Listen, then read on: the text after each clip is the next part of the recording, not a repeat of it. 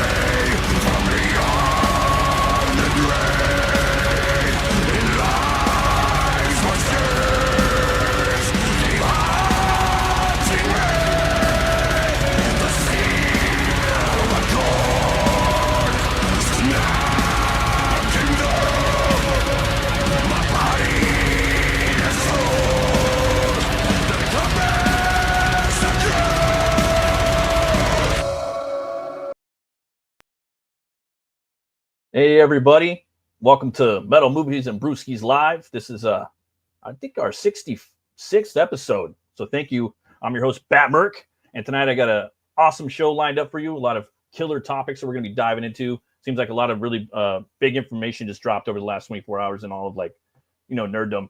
But tonight we got a special guest host on with us tonight. We're going to have Pete Simeti. He's going to be talking about his killer new newsprint campaign that you guys can check out. I got the link pinned at the top. So without further ado, if you guys can give a warm welcome to Pete, that'd be awesome. What's happening, Pete? How's it going? Awesome, man. How you been? I'm all right. How are you? Great, man. I was just hanging out with my little brother for a little bit. It was his birthday this weekend, so got to touch base with him. So that was fun. Nice. Doing a lot of driving, down the 91. I don't know if you guys, what's out here in California. I know you're over there on the east side.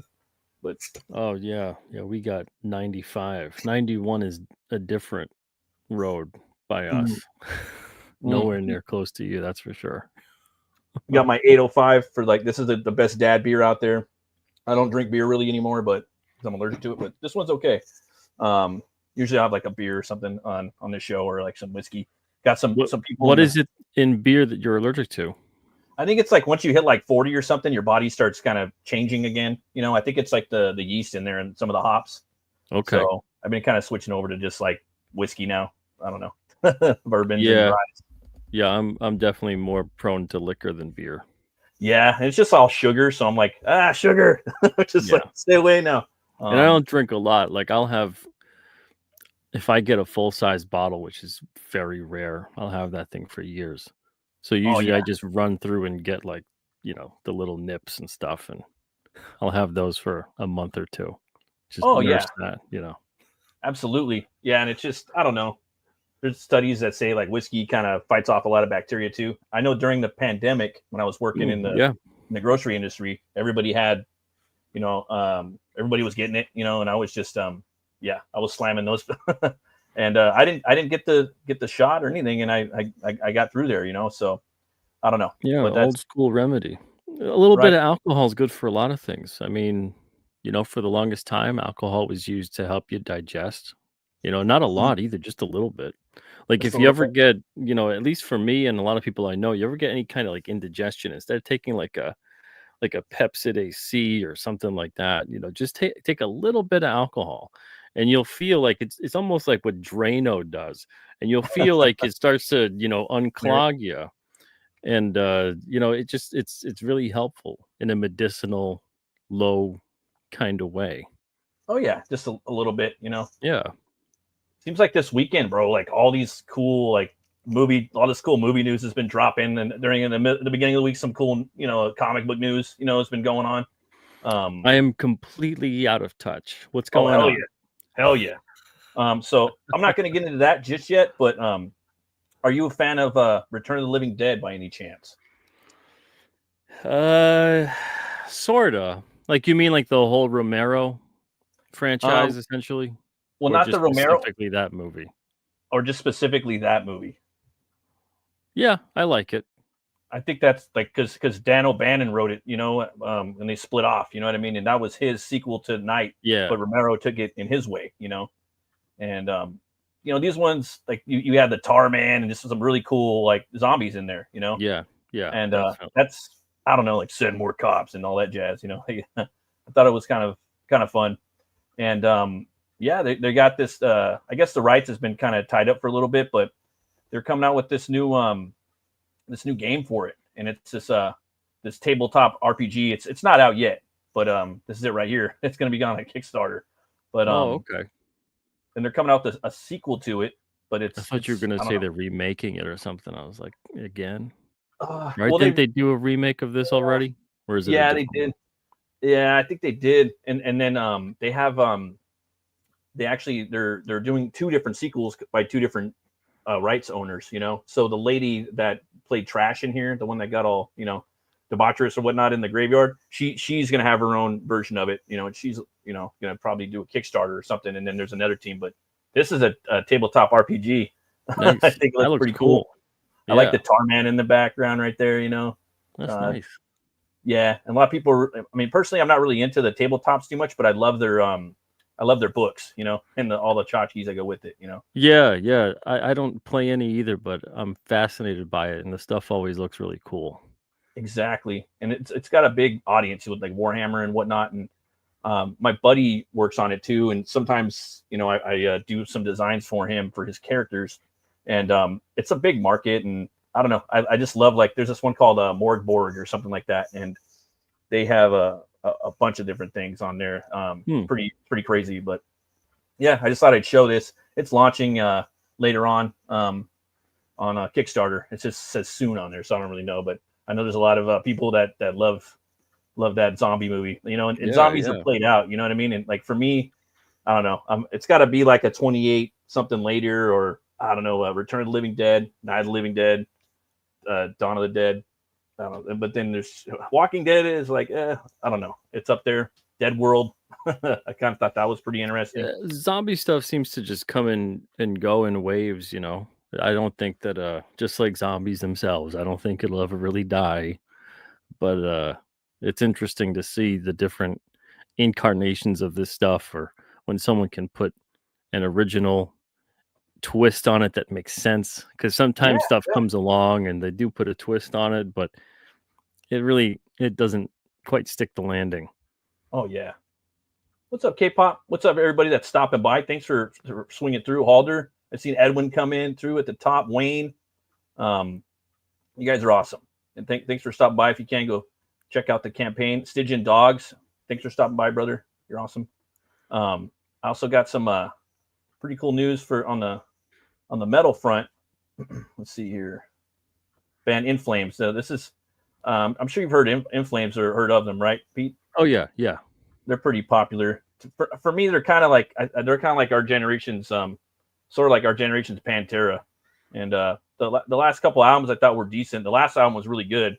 And they got the guitar player from Megadeth in their band now, but their drummer was really solid. I liked the last album, but I guess he quit, or something happened, and so they're going to be getting a new one pretty soon. So look out for that. I don't know what's going to go on with them, but yeah, they're probably my favorite band. Not all their albums are my favorites, but man, those first few albums were great. Really good stuff. Is that who does your intro song, or is that a different band? Oh, that's my band. That's your band. Yeah. No way. Solid, man. Oh, thanks. Yeah, that was from almost 10 years ago. So very nice. We still record, but it's hard, Like I'm lucky if I get like one song a year or something like that, or 2 years, And usually I try to line it up with my comic, so at least it's kind of world, like I don't know, the same spectrum. Yeah. Back when I had a band, I don't even know how long ago, another life ago. And I mostly did the songwriting and the guitar and the vocals and whatnot. And I could sort of find my way around a couple other instruments too, but it's tough. It's tough to get everything together. Just even having the collaborative effort of finalizing songs, because one thing to come up with a song and then you kind of learn how to play it, Yeah. But then there's another thing of, really learning it to the point that you can perform it.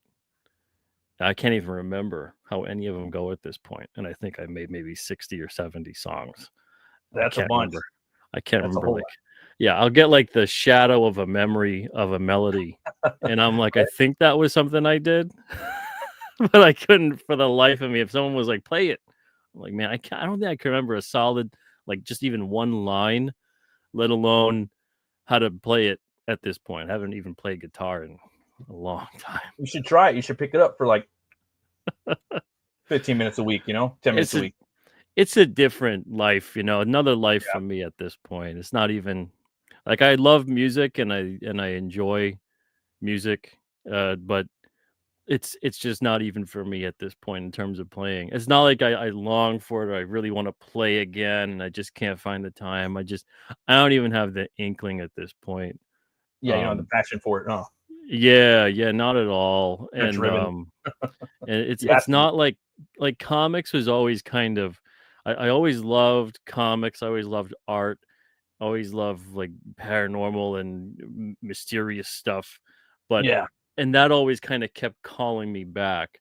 right. Music will call me back, but not in terms of wanting to play. Maybe in Yeah. terms of like, oh, I haven't, listened to this band in a while. Like I'm getting into Fuel again. You know that band Fuel? I never It's like listened to them, but I've heard of them. yeah, it's like maybe I don't even know at this point, 15, 20 years ago was their heyday. They had like Hemorrhage and Oh, Shimmer and Sunburn and yeah. I think I know who you they know, are.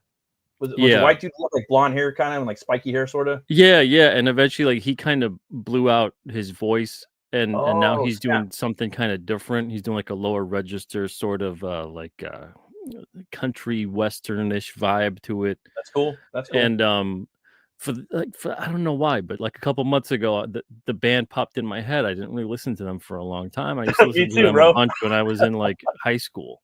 Just the single popped in my head, and I was like, and I remember when it came out, I was like, but some reason it popped in my head, and I was like, damn, that fucking single's catchy, Yeah, and And I I'm was singing it like, like I'm walking I around used singing it, to, yeah, and the I'm thinking chorus, like I used to listen to this band a lot. A Yeah, couple of their albums before they kind of parted ways because the guitarist wrote most of the music, if not like almost all of it. Um, but I started listening to them again, and I was like, man, like I still like it because I'm always afraid to yeah. go down that road because then it's like I don't know, do I still like this? Am I gonna cringe and Oh go, yeah, oh man, this is bad? oh, it's good Because though. sometimes that happens. But this was like, I was like, wow, this is actually really solid, and it kind of made me sort of sad because this sort of Yeah, stuff isn't on the radio anymore. Like I it can't even died. listen to the radio. Every time I give it a chance, Yeah, same I'm like, here. I feel like get music to it. died. I feel like all the good stuff was like pinnacle. I hate using this word, but I feel like everything was peak in the '90s, mostly like wrestling, movies, comics. Like it peaked out, like it, Yeah, and there were like video games. flashes of Oh greatness yeah, and some solid still, stuff, and yeah, then it's a just little bit. like it's just been a lot of I don't know what's going on with so Yeah. much of yeah, Boutique of everything, boutique and hipster yeah, everything. Yeah, everybody's a yeah, hipster and and boutique, effectively. yeah, Um, exactly. And there's days when I'm just like even in the store and I'll hear just a horrendous cover of something play. And mhm. I just turn to my wife and I'm like, I think it's okay now for them to stop making music. Like people could just stop. Yeah, We have yeah. enough. It's like, oh man, I heard some my guitar player had some demos because the band I was in, it was me and my brother and my guitar player. My brother was the drummer. He got really good, like really really really good. Like wow. And we play like every day, not every Saturday for like a year straight, and we locked in like an album, and we recorded it all in the living room. And it's all a demo, and I'm like, damn, I like this. But it's like I can't remember like what the lyrics were. I'd have to go back and read them and stuff. I don't know how I could go back and do it. My voice has changed. Oh, It's yeah. it's Yeah. wild, Yeah. but No, I hear you. I miss it though. Like I wish I had a band that like I could jam with like maybe once a week or every other week, and maybe play like 4 shows a year, like a festival or something, or something like that. That'd be dope. And Yeah. I'll probably do it again eventually, but not right now. Comics are kind of doing it right now. Yeah. Yeah. I hear you. No, I absolutely relate to that. But yeah, I thought that it was a totally I couldn't name an In Flames song to save my life. I'd know of the band. Yeah, But in your intro, I was like, that's pretty solid. You know, I'm not like that's not like my genre of music, like as a go-to, but I recognize when, you know, it's good or Oh, whatever. thanks, man. And Yeah. yeah, I was like, oh, okay, you know. And then when you had said about the band, I thought, okay, maybe that's the band, but that's your band. That's kind of cool, man. Oh, thanks. Good I stuff. appreciate it, man. Hell yeah. Yeah, I want to keep playing and hope. I'm working on a song right now. It's funny because everything you could do on your phone, right? So I would Yeah. we would used to build, like my guitar player built a vocal booth at one point. You know what I mean? He went to Home Depot and built it, and like, whoa, that's fucking cool, man. You know, like Wow. he did it from scratch. You know, smart guy. And then did some vocals in there. Might have recorded those ones in there. I don't remember. But now it's different. He lives in South Carolina. He's over there, you know, on your side, and I'm over here in Long Beach, right? And but I'm like, how am I going to do the next song? So now they have this thing called BandLab on your phone. You can record vocals, guitar, anything. It's just an app, you know. So Wow. you send me the song, and I'm trying to nail down the vocals on here. And I'm like, but you can mix them. You could sing something and turn the vocal note into a guitar note. You can turn it, you know what I mean? That's So crazy. it's pretty cool, you know what I mean? But it's just kind of sucks, you know. But it is what it is. Sometimes you have to just try to work with what you got, I guess, you know. Yeah. Yeah, totally. There was some info that dropped this week. I don't know. I think it's kind of cool. Like at least it shakes stuff up for the comic book industry. Let's see here. Sorry about that, but it's the Batman Deadpool crossover. I guess DC and Marvel are both doing their own stab at it with two different teams, I guess. Okay. So you got Capullo and Zeb Wells on the Marvel side, and then you have I think you have Grant Morrison and I think it's Grant Morrison and Dan Moore on the other. Yeah, that's right. So yeah, like they say, you know, they reach out every 20 years and they pull the crossover in, you know, to try to save stuff, you know. Would Deathstroke And with the Deadpool whole as a collapse of crossover, Diamond, would that man, have that's been a just little been too pretty crazy. I would have liked to see Deathstroke in Deadpool. On the nose, right? Yeah, just go right on the nose. Or Deathstroke in the shadow. Yeah. Deathstroke in the shadow. But yeah, all right. Well, So I don't know. I might check it out. You know, I might check it out for fun. You know, but yeah, it's just like whatever, basically. At this point, I'm still picking up some stuff. I'm still reading. Like I'm definitely loving what they're doing with Conan right now over at Titan Heroic Signatures. As far as like the mainstream books, I've been checking those out. I think those have been solid. But with Conan, Solomon Kane, Savage Sword of Conan's been pretty dope. You know, that's kind of it, man. You know, that's really it. There might be like a book that comes out every quarter, maybe, if I'm lucky. They don't really, I don't know. It just kind of, I feel like where it's at is right here, you know, in the indies, you know. It seems like that's where a lot of the passion's at right now at the moment. Yeah, I agree. I don't know. Yeah, I've been tuned out of mainstream comics then, largely in a long time. Like just fleeting knowledge of anything that's occurring based on like you know, visit every now and then to the shop or hearing from what people are talking about or checking something out from preview pages online. And it's unfortunate, I just rarely ever see anything that pulls me in. I would just like to even see something now that kind of makes me feel a bit indifferent and just go like, oh yeah, okay. You know, they're just doing that. Like most of the time I'm seeing things and I'm like, what is going on? I don't even, and I get like, I'm past the point, like if even being upset about when they do different takes now on characters or whatever. I'm just like, that's just like where they're at, whatever. Helverine. Like they've beaten me down with that. Now it's just like, fine, do a different take, but can you make it well written? Yeah, where's the story at, right? Yeah, well designed, well written, whatever. And I'm sure they exist. And you know, everyone's trying to do the best that they could do, but it's yeah, I'm definitely gravitating more towards the indie stuff. Yeah, me too, man. It's like I'm always trying to save, like trying to budget my funds to the indie stuff, you know. And like the only like my favorite stuff right now is just what they're doing with Conan and Titan. I've been loving that because they're trying to build his, like Solomon Kane's got a book out. He hasn't had a book in 15 years, so wow, that's cool, you know. And yeah, just loving it. They're bringing in a lot of cool comic creators, and Savage Sword's really, really awesome. I like that magazine, and they're trying to do the newsprint like you know. So it has the black and white old school thing. Nice. So I like that. Speaking of newsprint, man, we got your campaign right here. I think I'll go ahead and share it if that's cool with you. Yeah, sure. All right, let me get in there with that.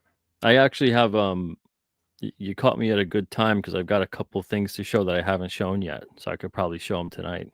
Yeah, sure. Whenever you want, just let me know. You can show them now or later if you want. We could do them a bit later. Cool. All right, we got this right here. And yeah, man, we got the campaign right here. It's on Fund My Comic.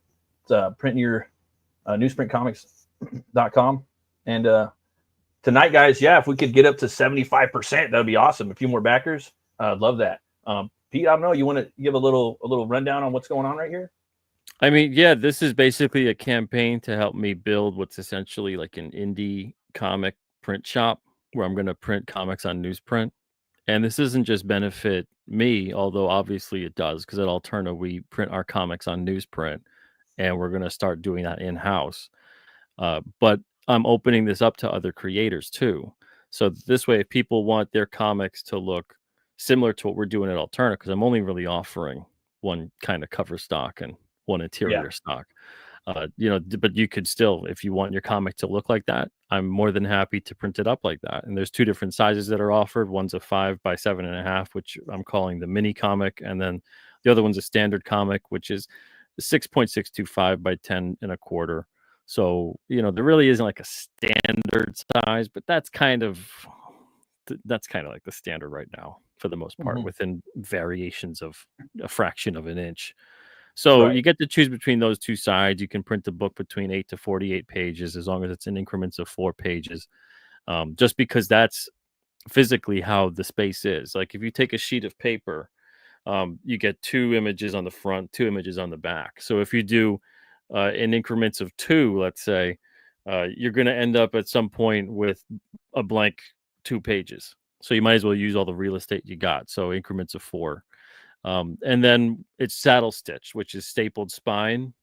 So that's it. There's no perfect bound. There's no hardcover. There's no foil cover. There's no anything of that. No crazy bells and whistles. It's just a standard straight up comic book. Yeah. And so far, so good. We're only 285 away from the 3rd mini goal. We've unlocked the first 2. And I kind of changed up the 2nd mini goal. The first mini goal was to get the standard size comic printer, which would print both the mini and the standard size, because you need a bigger printer to house like that kind of paper and print on it. And then the 2nd mini goal was for just a dedicated mini comics printer. This way I would open up space for the standard to just keep an eye on doing that instead of doing both. But I got a great deal on a 2nd standard printer again, which will do both. So I was like, let me just do that. It was only a couple hundred more, as opposed to like 3 times more was what it was looking like before. So I figured might as well do it. And so I pulled the trigger on that. So I upgraded that 2nd mini goal. And now the 3rd mini goal, that'll open up, like I can get a stack cutter, a paper trimmer, paper creaser folder. You know, it's really difficult to properly explain all the equipment that's involved in doing it right to scale, because the printer's kind of like one of the easier things to purchase. And everybody gets that. Okay, yeah, you need a printer to print the comics, but it's everything else, which is largely what encompasses the campaign total too, that you need to scale everything to be able to do this without doing like literally, you know, trimming one piece of paper at a time, or you know, putting one comic together at a time. Because you could do that, but you can't do like, you know, a run of 200 within, you know, a week or 2 with barely any of the equipment that you need to do it right and to do it quickly. So getting all that stuff is part of the 3rd mini goal, along with purchasing more supplies like replacement parts, and getting more ink and more paper and more staples and more shipping boxes and all the other little odds and ends that you don't really think about when you're going to be printing comics, not just even for yourself, but for others. So we're really close to that, 285 away. So we should hit that any day now. Maybe tonight, maybe tomorrow, who knows? But I really can't believe the quality I'm getting, and this is I want to show this off. So people are probably familiar on your channel with Blood Realm. Oh yeah. So I ran a Blood Realm. I guess you could say it's kind of like a proof. It's a bit of a mock copy because I'm not going to sell this copy necessarily, but I just to get the covers because I'm outsourcing the covers. So I just got like a simple cover printed up on at Staples. This is done by Staples, and they did it wrong because they printed the inside upside down. But that's neither here nor there. They gave me such a weird time about it that I was like, fine, yeah, just give me that. But the really important thing, and the covers are going to look way better. The covers that I get outsourced, are going to look better. This is kind of a very matte type of paper stock. The other ones are going to be a nice gloss, very similar to what we've been doing. But the thing that's important is the interior, which is what we're printing. So if you see the interior here, nice, like that's coming out fantastic. And I got some new newsprint paper stocks to test out over the weekend. I got 4 of them in, and this is one of them, and I'm really liking this one. This one has a nice feel to it, a nice tone, and it's a little thicker than what I currently have. It reminds me, it's close to kind of like the Baxter paper, I guess, kind of like what Valiant was using back in the day, like in the 90s. It's a little bit on that side, but it's printing phenomenally. So this is yeah. And so the interiors is what we're doing here. And like I said, I'm outsourcing the covers only because instead of getting a whole separate machine for the covers, I'm going to outsource it to a printer that's about an hour away. It's a commercial printer, and they're going to print all the covers I need, and they can do it much faster and at a much better price than what I could even come up with doing it direct.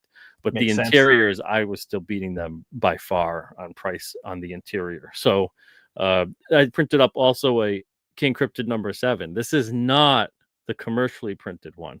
So when I'm showing you what's in here, this is not, you can see they did the upside down cover at Staples, right?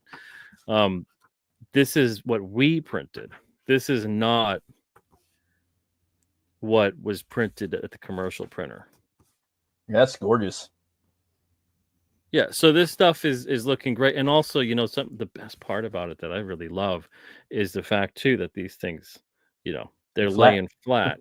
They're not like bowing out all over the place.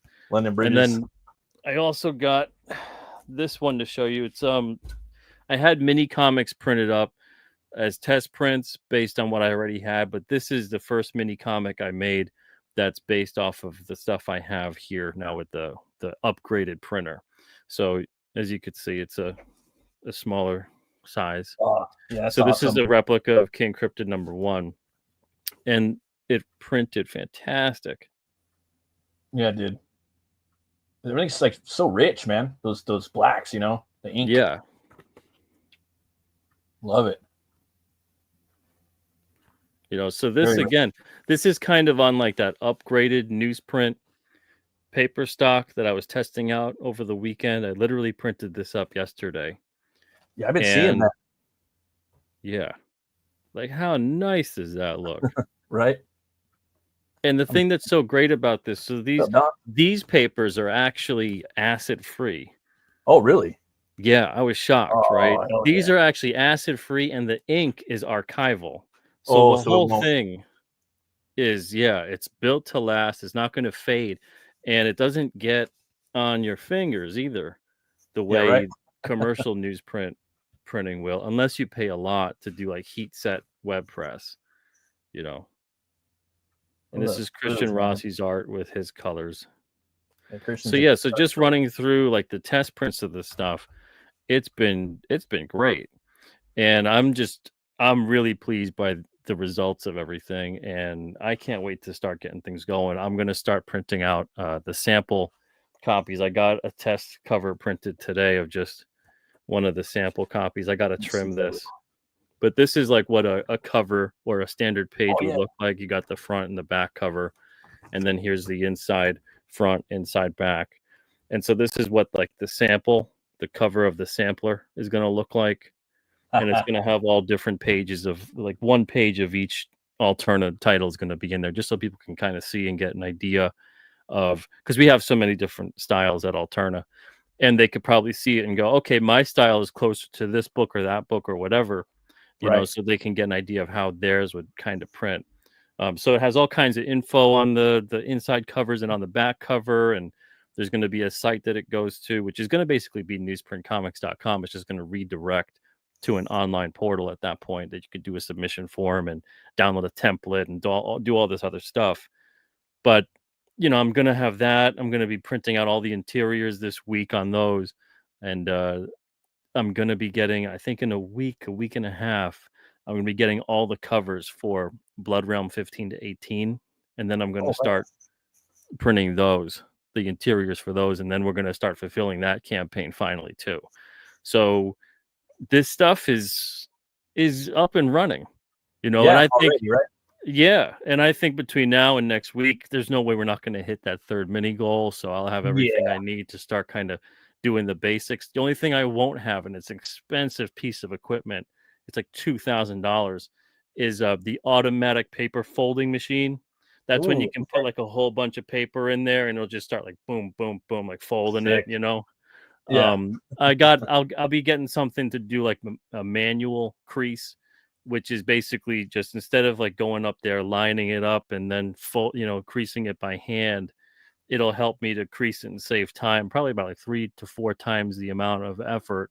It'll Mhm. help me out with. I can just kind of put it through a machine, crease it, put another paper, crease it, do that, and then that'll be fine.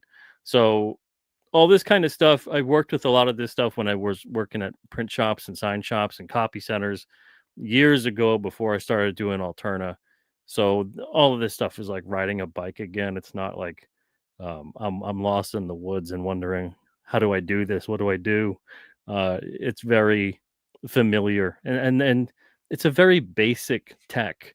A lot of this stuff hasn't changed in how to assemble this kind of thing and how to do it. The only thing that's really changed is the printing technology. That's advanced so much at this point, and that's what's making it possible to actually be able to do this. I don't So even know what it's going to be like in 5 years. I can't even imagine. right. Yeah, it's just leaps and bounds. Yeah, man, Yeah. you are comics, man. That's so like Pete's the comics. Um and just when you dropped the news about this campaign, I had to jump on. I knew it was just and this what this could do for the scene, for the indies, just comicdom in general, man. I had to support you, man, and for everyone that's watching, man, people that are into the indie scene, if you could back a tier, maybe pick up a t-shirt.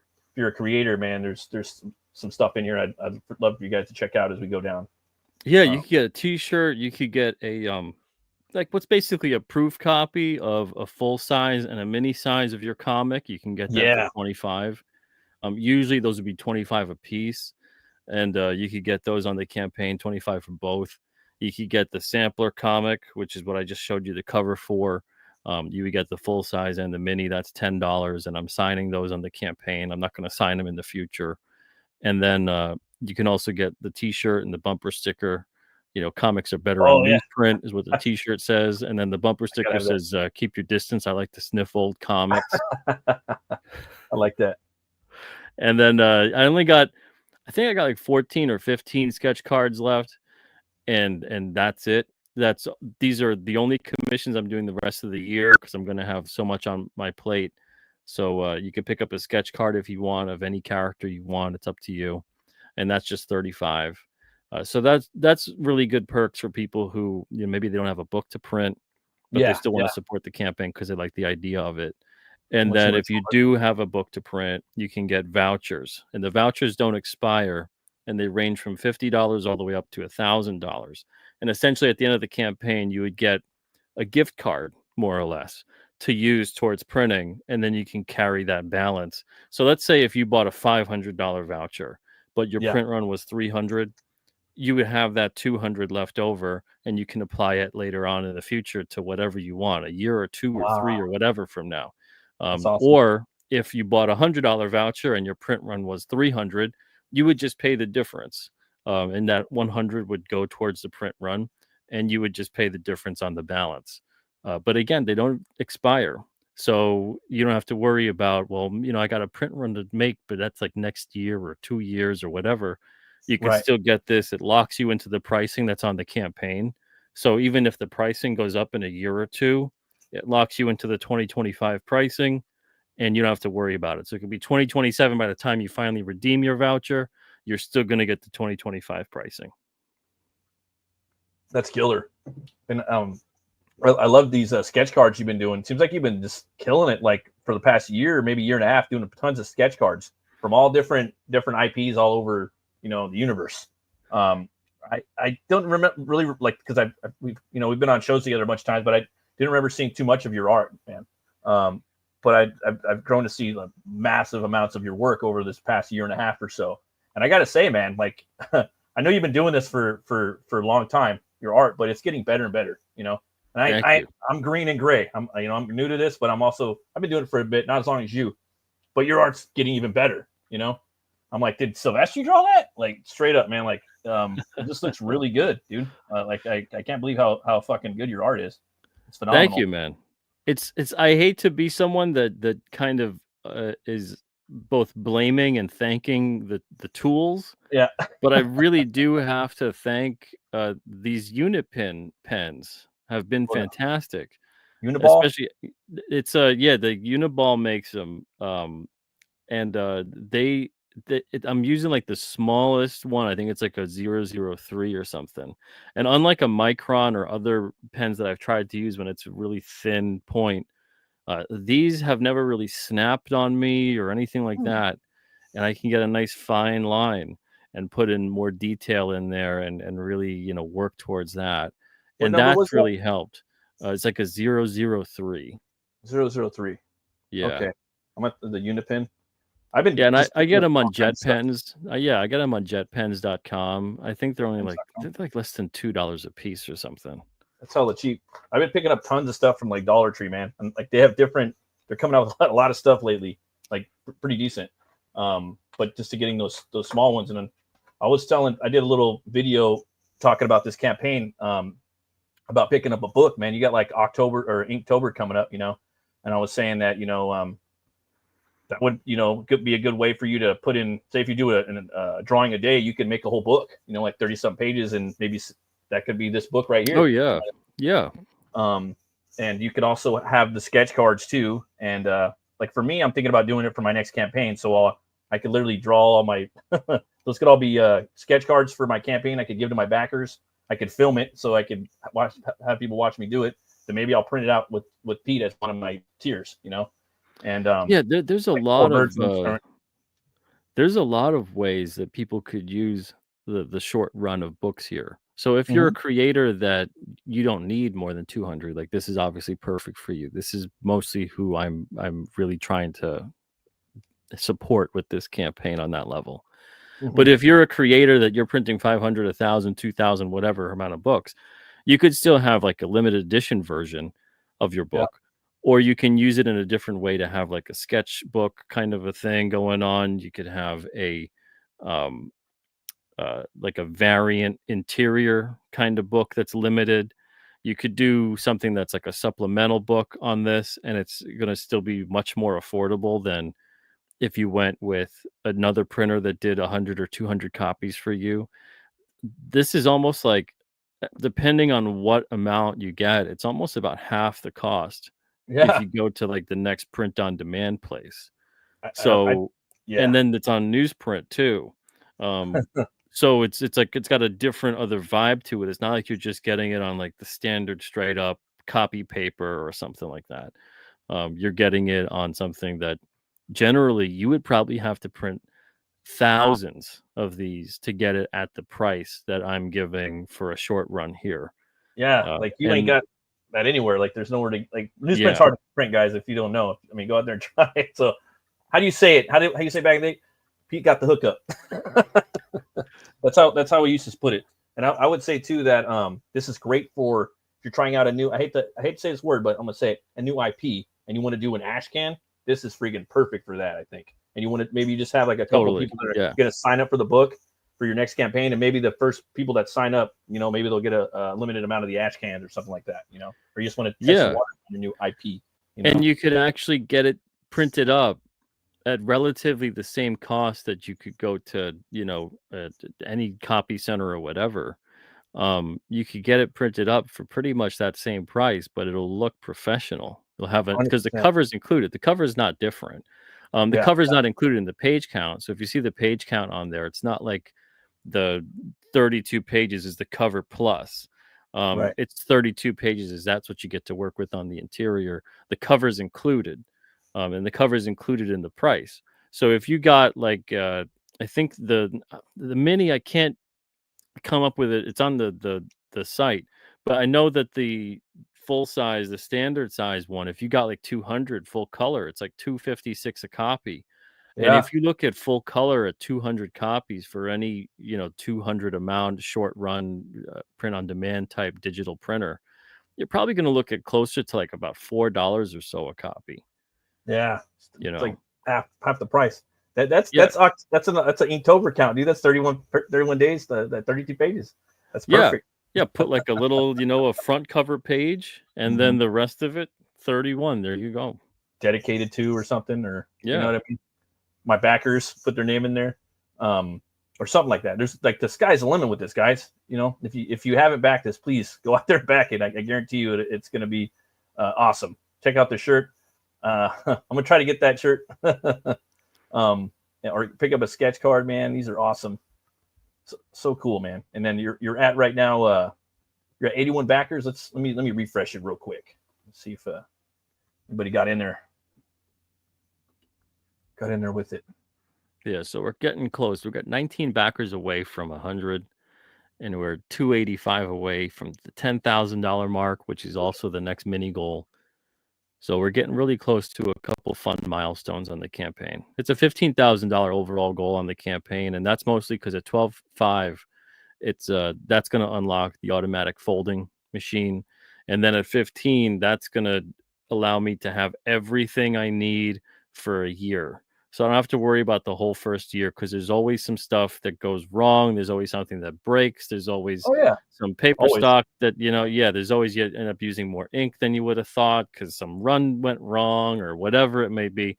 So that's just kind of like that last 2,500 is kind of like the contingency plan to make sure the rest of the year is all taken care of. And there's nothing that's going to, go, oh, wow, we're going to have to really, reconsider some stuff here. So before that point, though, like I said, it enables me to get some really important machinery to scale everything. But I don't need that machinery unless we get to that point. So the campaign is kind of built in this beautiful way that the mini goals allow me to do the things I need to do. I could still get everything done, but if we don't hit a certain mini goal, like if I don't hit that 12,500 to get the automatic paper folding machine, truth be told, I wouldn't have enough people getting books printed and things like that to necessarily have to get that machine. Gotcha. But if we do reach these, because I didn't want it to be, like let's say if we reach 20,000 on the campaign, Yeah. Obviously then I need everything that I possibly can because we have all these orders, we have all these people that are going to get books done in addition to the books that I already have to get done for Alterna. So if we don't reach that point, at least, maybe next year through doing this over and over again, or maybe I could put up another campaign to just reach the last little bit, maybe a different platform or whatever, we can come up with it at that point in time. That would be the way to reach the rest of that. So there's all kinds of little contingency plans built into the whole entire campaign. So this way that everything will be okay. But that's the beauty of the campaign is that I'm able to say, okay, well, if we don't reach like 30,000 on the campaign, I don't have to worry about unlocking these stretch goals and getting all this other equipment because the print runs aren't there to justify that. So I'm only going to be purchasing the stuff that I need that justifies that kind of purchase of equipment. 100%, man. Yeah, I'm really excited for this. Looks like you kind of Batmaned up this campaign with contingencies. Yeah, man. Cool, Yeah, man. I'm looking forward. It's to like that's the thing is, I've been doing a lot of printing over the years. 19 years of comics, and then I'm one of the only people who's consistently still printing comics on newsprint. Yeah. So like even the ins and outs of it, uh, that's what sort of hit me was that, well, what if I don't have what the commercial printer has? Is this still achievable in Mhm. a small way? Because honestly, I'm liking the books the way they look with what I'm doing as opposed to what the commercial printer has done. The Yeah, they commercial look printer, great. though, yeah, the Can't wait to get one. commercial printer is definitely built for speed. I Yeah, can't spit out thousands of copies in an hour. right. But you That's can move just some stuff never gonna around, happen. like But time I and can, things. Yeah, yeah, but I can reduce the amount of copies and say, okay, 200 or less is what we'll take on, and I can get things done and have like another printer or two or three if we really need to, if we can justify that with the amount of work that comes in. And then yeah, I can still, up the amount of printing that gets done in an achievable and maintainable way. But that's the thing, is that I'm looking at the quality and I'm liking it more than what we've been doing over the past bunch of years. And I'm figuring, well, if you're still going to get the same result or better, I don't care what you're doing. Like it's the same thing with with art. So many people crap on like Bob Ross. oh, I love Bob Ross. I had art teachers when I was like in high school and middle school that were all like, "Oh, Bob Ross and blah blah blah blah blah," Of you course. know, because like they would take 2 or 3 weeks to do what Bob Ross did in a half hour, Yeah, because Bob Ross was not concerned about necessarily the traditional technique with the traditional right. tools. He was concerned about the final product. What will this look like? Exactly. And if I can use anything to get the same effect, no matter how cheaply, no matter how quickly, like that's the thing you want to do. And that's what he could maintain and achieve. So if I'm looking at it and I'm saying, well, it doesn't matter if I'm using this giant press that's going to take up an entire house, or if I'm using stuff that'll just fit in one room. Yeah, If you can get what looks like not just the same quality but better quality, if I showed someone the book and put them in their hand and said, which one would you like better, I guarantee they would pick the one that I'm printing. And there's if that. that's the case, why not? Let's do it. There's that, but then there's also like alternate in-house. You know what I mean? Like there's just something like you did it yourself. Like you really, did everything in-house. Like even Yeah, like like I think that's that's pretty like cool. Like if I knew that, side topic ahead. Like wow. yeah, yeah, You know what I mean? if I backed a campaign and the Right. book looked great and I knew that the person assembled everything, that Yep. would be really cool. You're Like like, I'd oh, actually like that. right. Wouldn't that just kind of put a little cherry on the top? Like I know it would Yeah. for me. I'm like, that's freaking awesome. You It's know? different when like, because I wouldn't be doing this if I was putting it out and the books look like crap. Right. Yeah. If these look like these are really nice. Like I can't explain it until you see it in person. Because even showing it on the screen is like, oh wow, that looks really cool. It's different though than when you hold it in your hand, when you Exactly. see that like the trim of the page is perfect, when you see that like it opens up perfectly, the texture of the paper is great, like the art looks awesome in person. It's different when you see it in person. But like Yeah. if I got a book on a campaign that was like that, I don't care if they assembled it by hand or if some machine assembled it. If it still looks great, it looks great. Yeah. That's all that matters. The final thing and that. Yeah. The product looks great. Like that's a whole. Exactly. Like there's so many things too now with like a campaign. Like it's just different. And in house, that's unheard of. You know what I mean? For the most part. I mean, I don't really hear people making stuff in house too much. But when I Yeah. do, Yeah. that's so cool. And then you have an awesome product on top of that. Then you get into the meat and the potatoes of the actual art and story and editing and all that good stuff. But you add Yep. all those things together into a big comic book sandwich, man. That's made over in I don't know what side of New York, but you know what I mean. You take a big bite out of it, it's delicious. Yeah. Well, that's the thing that's so great about this too. Like you said, keeping it in house. There's a lot of people Mhm. that go overseas with their printing. Obviously, if you're going overseas with like a run of 200 or less, that's kind of crazy. I don't know anyone really that's Crazy. doing that. Yeah. But even if you're printing domestically and you're doing 200 or less, you're going to easily look at a price that's most likely twice the amount that you'd be spending on this. And sometimes they just don't come out that great. And I don't want to necessarily throw anyone under the bus, but you'll get the Right. books that like they don't lay flat. They don't, Ow. like when I'm showing you like the way Bro. like the spines and stuff look like, like there'll be books that are like completely, blowing out the spine. Like they'll Yeah, look like this, exactly. instead of like actually just like sitting there and like laying flat.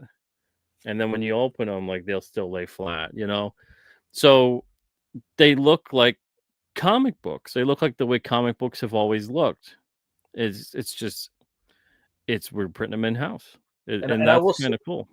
I will say also, I'd like to add that most of the campaigns, right? Most of the campaigns, people don't print out, like, even with the big campaigns, they don't print out 200 orders. It's usually like up until like the 175. Like, say they got like 100 backers, they're probably going to print like 150. You know what I mean? And they're probably going to maybe lose like 20 books, so something like that. I mean, I could be wrong, but I'm just saying, like, that's, but for 200, you know what I mean? And say you got like 100 backers, like that, dude, that's crazy. And for me, like, I'm doing I'm doing all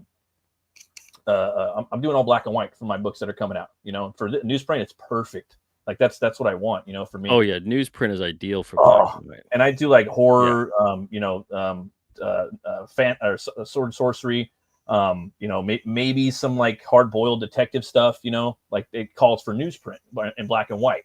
So newsprint would go great with this, and just to test things out. Also, I like the old school, indie comic books, underground comics. They look so good in black and white.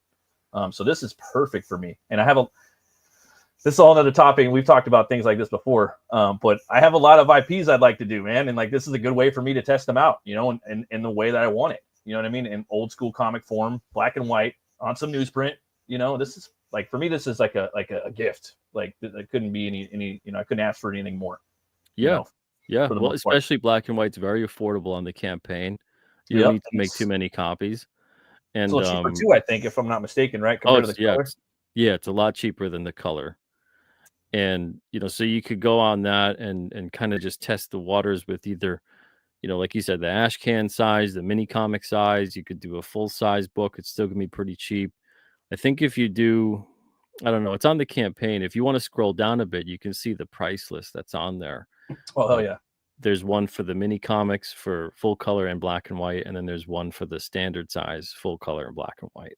And I saw that, and I'm like, this is manageable. Like, you have your campaigns, everyone's like, oh, you know how it is. We've been there. We're going to continue to be there. But, like, it's manageable to do a black and white newsprint comic with this. You're making this, the stream for a lot of people coming in attainable, man. And I just think this is beautiful. And like the indie sphere just doesn't really know about this like they should be. Like, more people need to get out here. And yeah. Oh yeah, for sure. Yeah, 19 years, and I'm going to be doing this the rest of my life. I mean, this is what I want to do. Yeah, like you've been saying that too. Like, I think I've been on probably maybe 5 shows with you, and it's like, yeah, I'm going to do this to the, and I feel the same exact way, man. And I'm just going to try to get better at it. I don't, and now my thing is trying to convert people to comics. The medium. I'm the messenger, right? I'm trying to, because I feel that it is the best form of media over movies, video games. The experience I get from reading a comic is just, and most people think, it's for kids. It's like, no, it's for adults in its beginning. It's just like cartoons. They're for adults. But yeah, it's for everybody that enjoys storytelling that's told that way. With the combination of the visual and with the written word. And what's great about this too is you don't have to just also get comics made. So if you want to get a prose book made that's that sizing, you could do that, like a little kind of novella. If you want to make a magazine or like a little zine kind of thing, you could do that still too. I love that stuff too. It doesn't just have to be comics. There's all kinds of things you could do. Art book. Yeah, absolutely. And so that's cool. That's the thing, is this is going to be really beneficial to someone that can think outside the box. Yeah. How will I use this format, this kind of paper stock? The pricing, really, you can keep them affordable. Like, you could do a 24-page black and white book for $1.66 for 200 copies. The thing, madness. It's crazy. And like, it's like, for me, it's like the mindset is like, realistically, dude, like, what can't I do with these options once it comes out? Just like a behind the scenes, like a little 25-page book for your campaign, of the artwork, just the sketches alone in black and white or something like that. You have the artists like doing all the behind the scenes stuff. all the character designs, color or not color. I'm looking at stuff like that. I love that when I back a campaign and I get back matter or just another book. I don't care what kind of book it is, Pete. Like if it's a comic, if it's a behind the scenes thing, I love books. So yeah, sky's the limit on this, guys. And the entry is it's attainable and affordable. And I think it's $25 and it's limited, the top tier. I think everyone should definitely back that first one personally. Yeah, that'll never be offered at that pricing again. That's just Right? for the campaign. You get both the mini size and the standard full size of your own comic. So you can send me just one issue, whether you want to consider that a proof for a larger print run, whether you want to consider it a one and done just to say that you did it. Yeah. It's completely up to you. But you would get your comic in full size and in mini size, and that's just $25. Oh, So so you're getting both of them? You're getting both yeah, sizes? you get both sizes.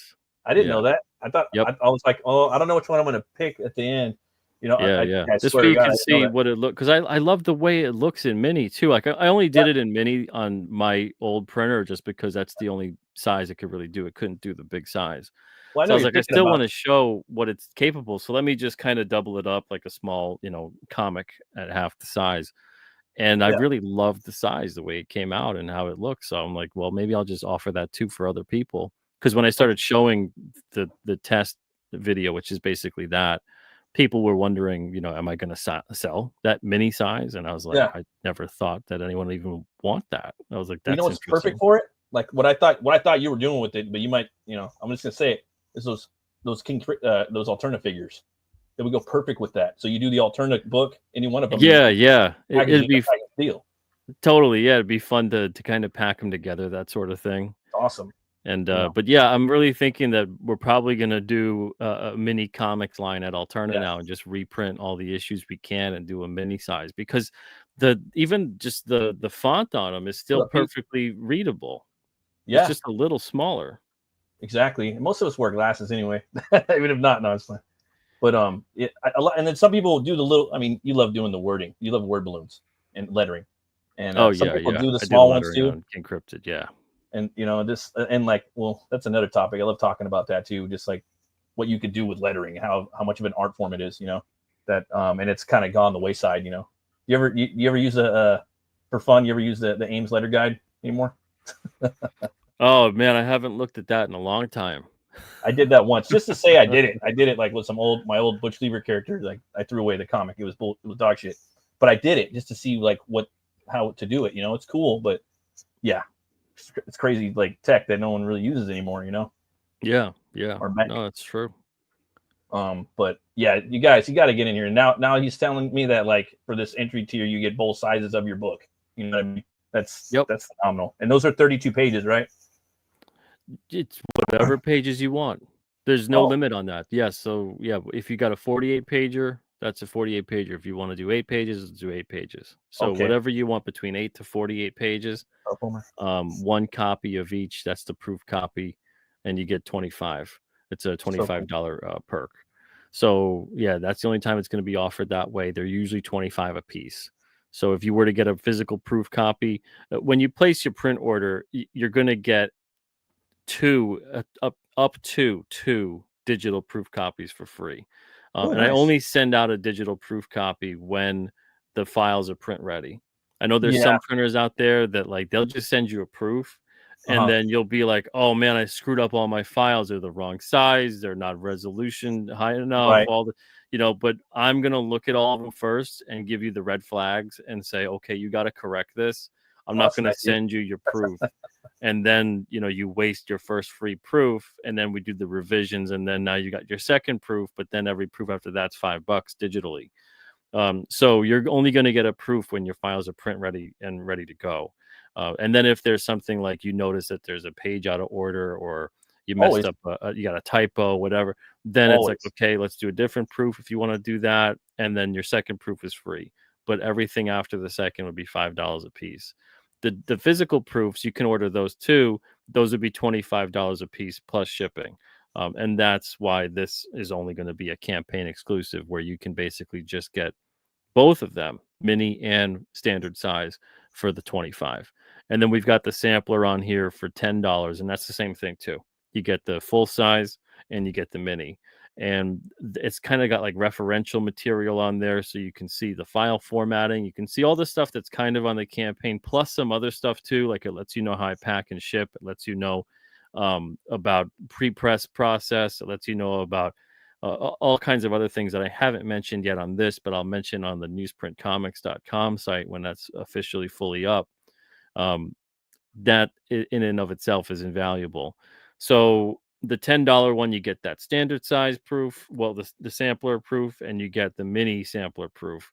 And this way you can see not just what like the covers would basically be like, you get to see the interiors, you get to see all kinds of different styles represented. This way, if you don't really know, how will my comic print? Because a lot of people have some kind of misconceptions about newsprint in the modern time Yeah. that we live in. And I get it. Most alternate comics readers don't have those misconceptions at this point because they're aware of the wide variety of stuff that can be printed on newsprint. But there's a lot of readers that haven't seen newsprint comics in a really long time. Yeah. And maybe they're thinking, it can't do this kind of coloring, it can't do that Right. kind of book, and the truth is it could do everything. It just it's a little bit muted, the color tone. That's about it, as opposed to printing it on like a really premium matte or glossy paper. But you could still do anything that you want on there. And the same thing will happen though if you miscolor your comic and you don't color it correctly. It's not going to look good no matter what kind of paper stock you print on. Right. So newsprint can still handle a great deal of coloring styles. So awesome. Don't be scared about that if you're out there and you're wondering, will your comic print great on newsprint? It'll print differently is how it'll print. You're gonna get like some newsprint feel to it. It's gonna have a little bit of an old school feel to it and look visually through the page. And a lot of times that's something you're going for newsprint for. That's something I kind of go for too as well. You know what I mean? And the best thing that I could say, newsprint for that, and now I want that. And now I know why people want newsprint more. The paper stock I'm going to be using, the one that I'm settling on, it's got kind of like a early 90s Marvel DC mixed with like early Dark Horse, early Valiant. Oh yeah. So it's got like that kind of tooth, that kind of thickness to the page, where it's not a flimsy paper. It's not a grayed out newsprint. It's very similar. It's exactly what this is. So, if you see like on the mini here, it's got a little bit of an off whiteness to it. Yeah. But you're still going to have colors that pop on there. You're still going to have text that prints crisp. Like, let me get it to zoom. Oh, there we go. It's perfect. Nice and crispy. So it's still going to look fantastic. And there's still going to be, a little bit of that tooth feel to the paper. But you notice like this is printed front and back. You don't see any bleed through either. No, sir. So like that's the way that the books are going to get printed. So it's a really nice paper stock. So what's the question there? Says how much will prices in the future versus campaign? Brother, if I could tell what the future was going to look like, I'd won the lotto many times over. Yeah, right. Well, as long as it smells like issues from the X-Men from the 200s, he says. But, you got to give that a few years. A few more years. They got about 40 years up on us. So if you come back to your book in 40 years, it'll probably smell very similar to what a 40-year-old book smells like. The stuff you're working on is going to be perfect on this. I'll tell you that much. I know that much for sure. But yeah, with prices in the future, I mean, I can't give an exact pricing because I don't know what the future holds. Right. Who knows? But all I can, because I mean, there's times where I'm talking to commercial printers and they're like, oh yeah, prices will probably be up about 10 to 15%. And then prices will be up 35 to 40%. Yeah. I've seen over the past 3 years, prices at our commercial printer go up about 100%. Right. Or go down, So it fluctuates like crazy. But that's one of the biggest reasons why I want to make sure we hit the $15,000 goal, because with that, I can buy a lot of paper, because the paper and the ink are the biggest costs that goes into the fluctuation of the price. So I can make sure that the paper, make sure the paper does not go up. for at least 2 years. And if I can ensure that, based off of the way that the ink projections are, I don't see that I have much to worry about for at least 2 solid years in terms of pricing. Now, That's awesome. something could go awry in that. I don't know. I mean, I don't want to speak these things to life, so I'm not even going to bother saying scenarios. But, usually print costs go up like 10 to 15% in a normal scenario every year. So if Yeah. you're looking at something that's like a $2 book, maybe it'll be $2.20 in a year. If you're looking at a dollar book, it'll be like $1.10 in a year. Mhm. So it's like that kind of thing with the pricing. But it's not like it's going to go from $2 to $4 in a year or something like that. It's going to be very minimal. But that's why I really, really hope, because we've got stretch goals on there too, that I can really purchase even more paper and supplies. So if I can really get a lot of that stuff, put it in the storage center, leave it there, and just go to that as I need it, I don't really have to worry about raising prices for quite some time. But that's the thing, is I that know that I'm it's going to try all, to print with you as much as possible. It might only be one time, but I'm going to try to get in there and print with you as much as I can over the next 2 years, or I yeah, mean, past the next 2 years. Sorry, yeah, because I love newsprint. I think it's freaking awesome, and I think that like as like for all you people that are going to be watching later on, there's a lot of like comic book indie guys that and the gals that watch the show.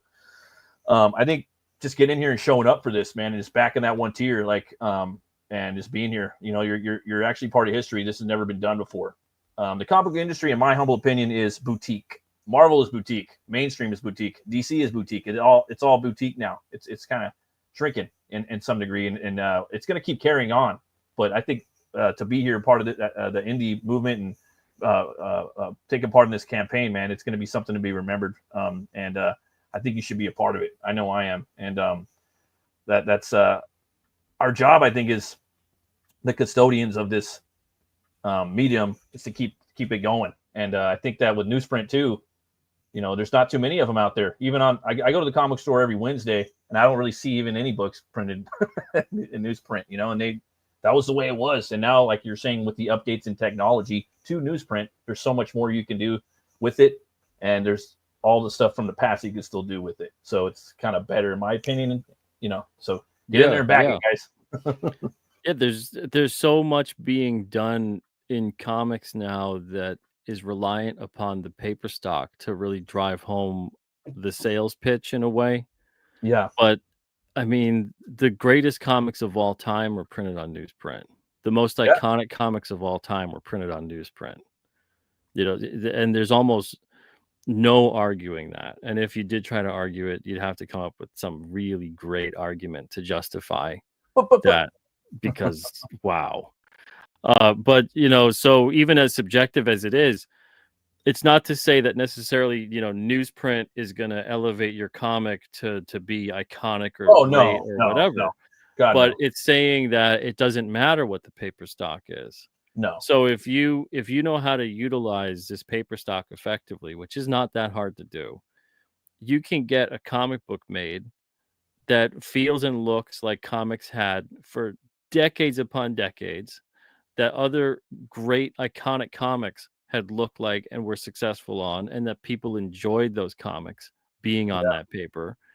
It's a marketing ploy to kind of shift. Like, everything is marketing, but it's a marketing to say that the better paper justifies the price tag. Mm-hmm. It's instead of saying the content is what justifies the price tag, shifting it to the superficial qualities, and that's what justifies it.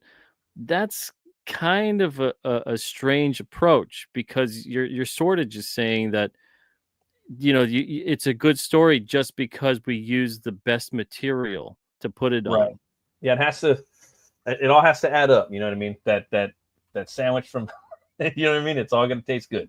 All the ingredients Yeah, got to be perfect. Got to be exactly. Yeah. perfect. So the content of the book matters a lot, and obviously there's certain kinds of art and certain kinds of coloring that'll look a certain way on various paper stocks. But again, with newsprint, it is not that difficult to make a book look great as long as you know what you're doing with the colors. And I even have that in the file specifications. You got to keep the ink coverage at 220 or less. So you got to understand, like if you're the colorist or someone else is, they have to understand that. Look, if you have a really dark blue next to black, that's not going to look that great. You always want to keep contrast in mind when you're doing your coloring. So that isn't going to look good whether you put it on a premium quality paper that costs 4 or 5 times the amount of newsprint, or you put it on newsprint. There's a lot of lettering that happens in modern comics right now where they'll have like red font on a black balloon. That's stupid. That doesn't look good. Yeah. No, the contrast gets lost. Yeah, it's just weird. I just like the standard balloons, Yeah, so you can have you know? fun if you put like black text on like a yellow balloon. Yeah, you could still read it. You could still understand it. If you put like gray text in a blue balloon, you're crazy. No one's going to be able to read that. Like, it doesn't matter if you have like it could be $100 per sheet of paper, the most finest quality paper in the world. That's still going to look horrible. So you still have to understand how to make it look effective in terms of reading it, in terms of the contrast, the readability, all that stuff. It doesn't matter if it's on newsprint or not. But yeah, there are a lot of misconceptions about what newsprint can do because just a lot of people haven't been printing on that for a long time. Yeah, 100%. Like for me too, like I ain't gonna lie, dude. Like I'm gonna be doing a lot of flat coloring when I, not too much rendering when if I do color my stuff. I think it looks really good on newsprint, and anyway, like you said, black and white sings on newsprint. That looks great. That's all I'm doing right now. So yeah, but yeah, guys, get in here and just go ahead and check out the campaign. If you guys could get in there and pledge, that'd be awesome. So we're gonna jump out of this right now and then come back to it. I think that looks great. Have you been hearing about the Predator movies coming out at all? Have you seen the Prey? I haven't seen it, but I know of it. I reckon I don't know if you're into like any of the. Did you like Predator or Predator 2? The last one, I hated the Predator or whatever that last two. The Shane Black one. Yeah. Oh god, okay. We shut that off, and I absolutely love the first Predator film. I don't mind the second one. Predators was okay. I actually didn't mind that as much. I wish it was maybe like it might have been stereotypical to cast, but I wish it was like a Jason Statham instead of like an Adrian Brody. But I liked that movie for the most part. But we watched the Predator and we had to just shut that off. I think we were like 25 minutes into it, and we just like weren't feeling it, right?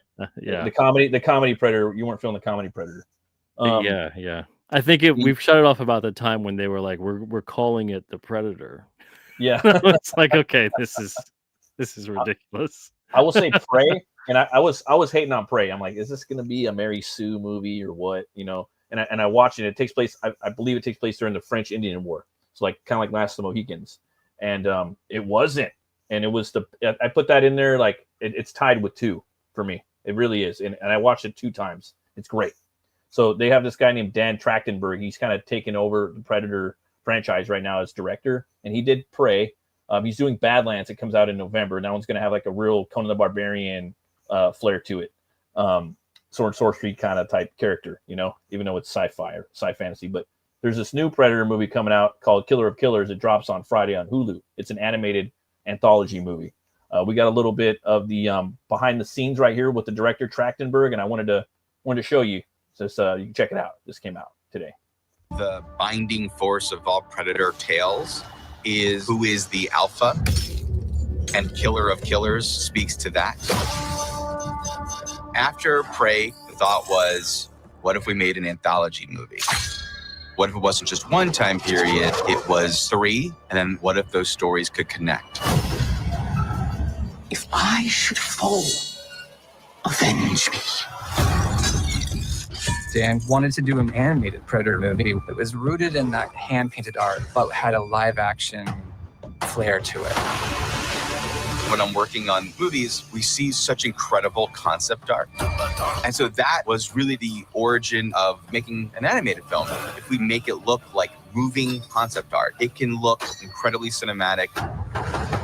in the way things move, in the way the violence unfolds, pushing the camera to its limits. It'll make the action sequences incredible. Dan has such a great sense of atmosphere and sound and classic storytelling.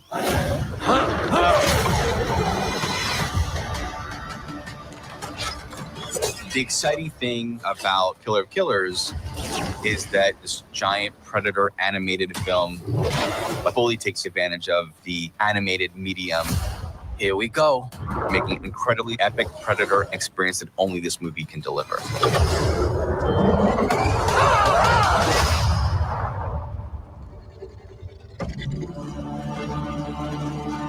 So yeah, that drops on Friday. I'm looking forward to it, and I guess he's kind of trying to connect the story into the next movie. The next movie is going to have a teenage predator that gets banished by his father. It's very influenced by Conan and the Western Chain. A little bit of Shadow of the Colossus, the video game, and it's going to be a little different. But this one kind of interweaves a little bit of the stuff that we've seen from the other movies, and I don't know. I think it looks kind of cool. It's got that new trendy animation style, like from Spider-Man Into the Spider-Verse. That choppy. Yeah, I kind of hate that choppy animation style. Yeah, I kind of hated it too when I saw it. I was like, this shit's fucking gross. But it grew on me. I ain't gonna lie. It grew on me like towards the end of the Spider-Man one. I was like, okay. But I hate when things kind of like become the norm or become the standard, right? And it is now. That's the standard for like half of animated movies and whatnot. yeah, it feels like I'm watching something that has a frame rate issue. It does, yeah. And it's like, kind of nauseating. It like is. it's almost like and then you're like, yeah, like I wish, yeah. No, it is. It is. I don't know. But then I watched Puss in Boots, that third wish, dude, in the theater with my kids. Oh, I loved it, man. And it grew on me. It grew on me. And then, but with this, I don't know. I think it looks kind of cool. I don't know. But they have this big, because like the Viking one, obviously there's a Viking one. The Viking one is a big hulking predator. And he has this like big hammer hand, and I was like, okay, that's cool. I just kind of, I think what he's doing with the franchise, I think it's kind of cool. And without spoiling too much, Prey is kind of a prequel to all the whole franchise, and there's a little Easter egg in there. But I highly recommend it, Pete. You should check it out. Okay. Yeah, sure. So that's going on right now. I got a little section right now too where we do a little cryptid talk. I think you might like that. Sounds good. Cryptid or monster hunting. Yeah. What do you Predators. got? Predators are, I don't know, man. They're I don't think they're that style that franchise is really going anywhere, but yeah, I think it's going to be around for a long time. But yeah, let me get this for you.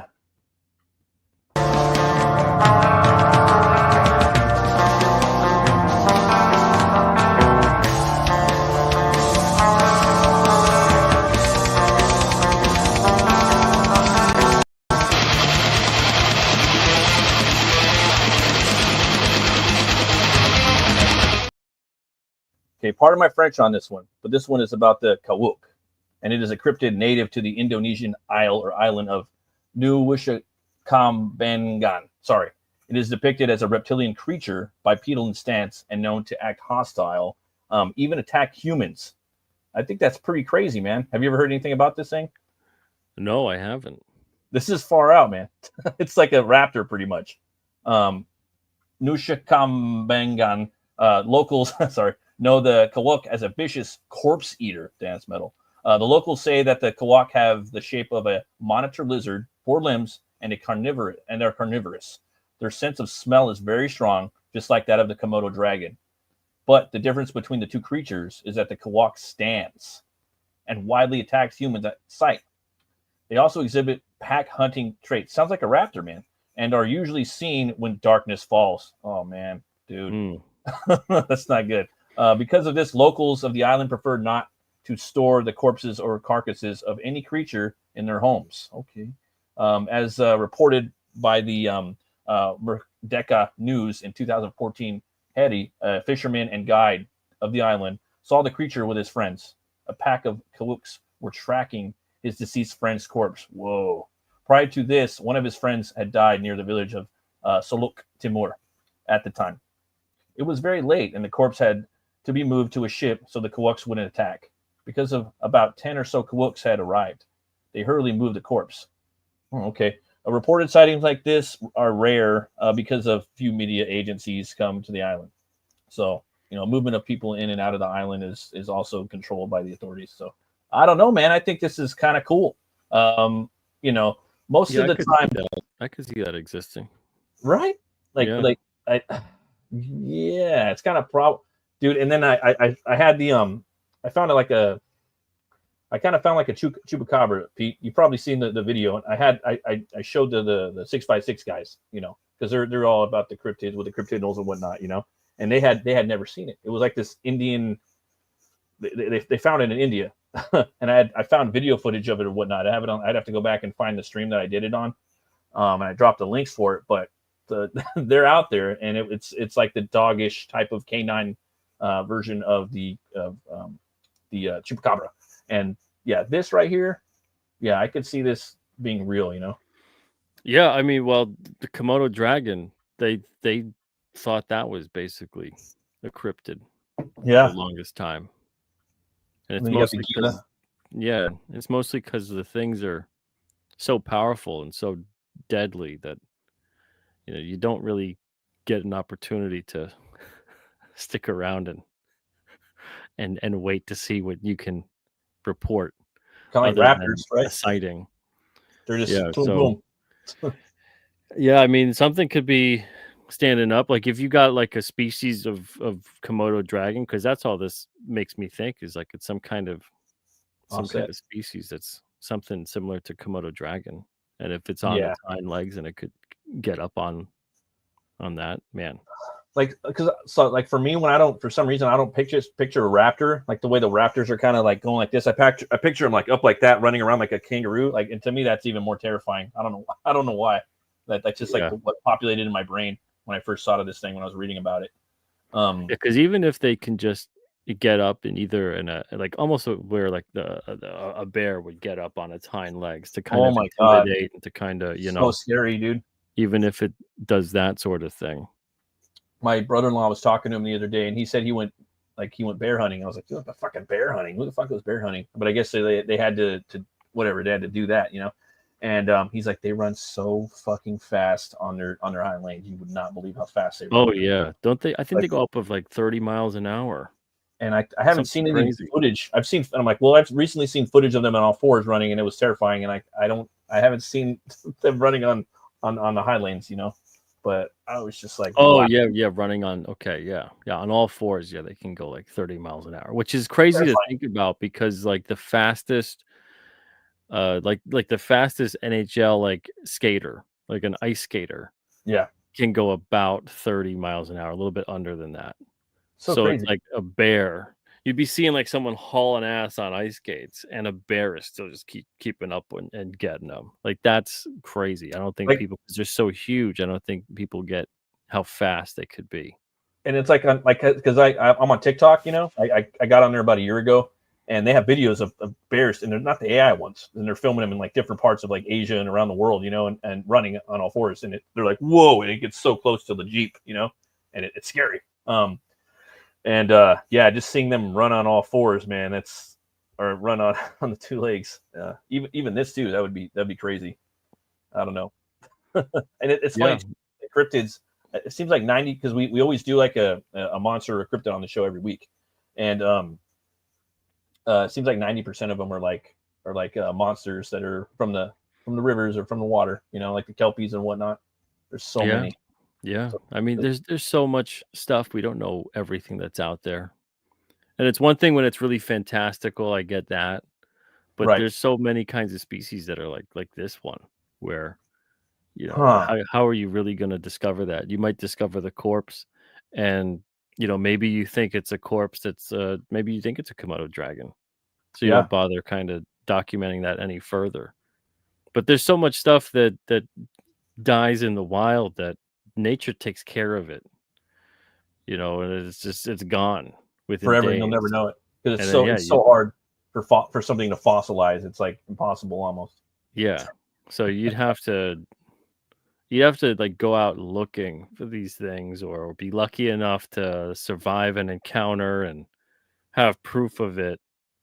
And in this case, man, I don't know. They'll probably discover something sooner or later that has to do with it, but that sounds like it could actually be a thing, especially in Yeah. that part of the world too. Like how they said, it's just kind of So isolated. There's Yeah. not much media coverage down there. And then you have these like offset islands with these crazy like Madagascar and the Galapagos Islands, parts of Australia. yeah. Or they even just- think about like what you were talking about with I think that it's off of India. There's some kind of like island or something, or I'm pretty sure it's in that region where like you can't go over there. The natives literally they haven't been exposed to modern civilization. Yeah. Yeah, know, you can't like- go down there. They'll just like- die from disease. Yeah, there's pockets of the world where people are living as if it's still kind of like prehistoric times. Yeah, and in South America as well too. And some of them, don't wear shoes, and they run around on bare feet like Tarzan. Yeah, and their feet have mutated too. Yeah, Like the tribes that'll actually be open to discussing things with people, like you'll see their feet. Their feet look like ape feet. Like their feet, like the toes, have kind of over time. It's crazy. But yeah, there's so many pockets where we haven't explored on land, but like most of the oceans, we haven't explored what's in there. yeah. And some say like we're still in an ice age. Like we're still in the ice age right now. It's crazy. You never know. Yeah, you never know, man. But then I got another. Compared to certain periods of time. Yeah, sure. Yeah. Because it's so far, and then when I was younger, I would always wonder like why do people in like Scandinavia and then in like Ireland kind of pray to Odin? You know what I mean? It's like, oh, because that was before the ice age. It was all one mass of land. They would go back and forth and whatnot. Like, oh, okay, that was before all the okay, that makes sense. Kind of common sense, but sometimes the obvious escapes me. Yeah. There's so much that we're just kind of trying to take a good guess.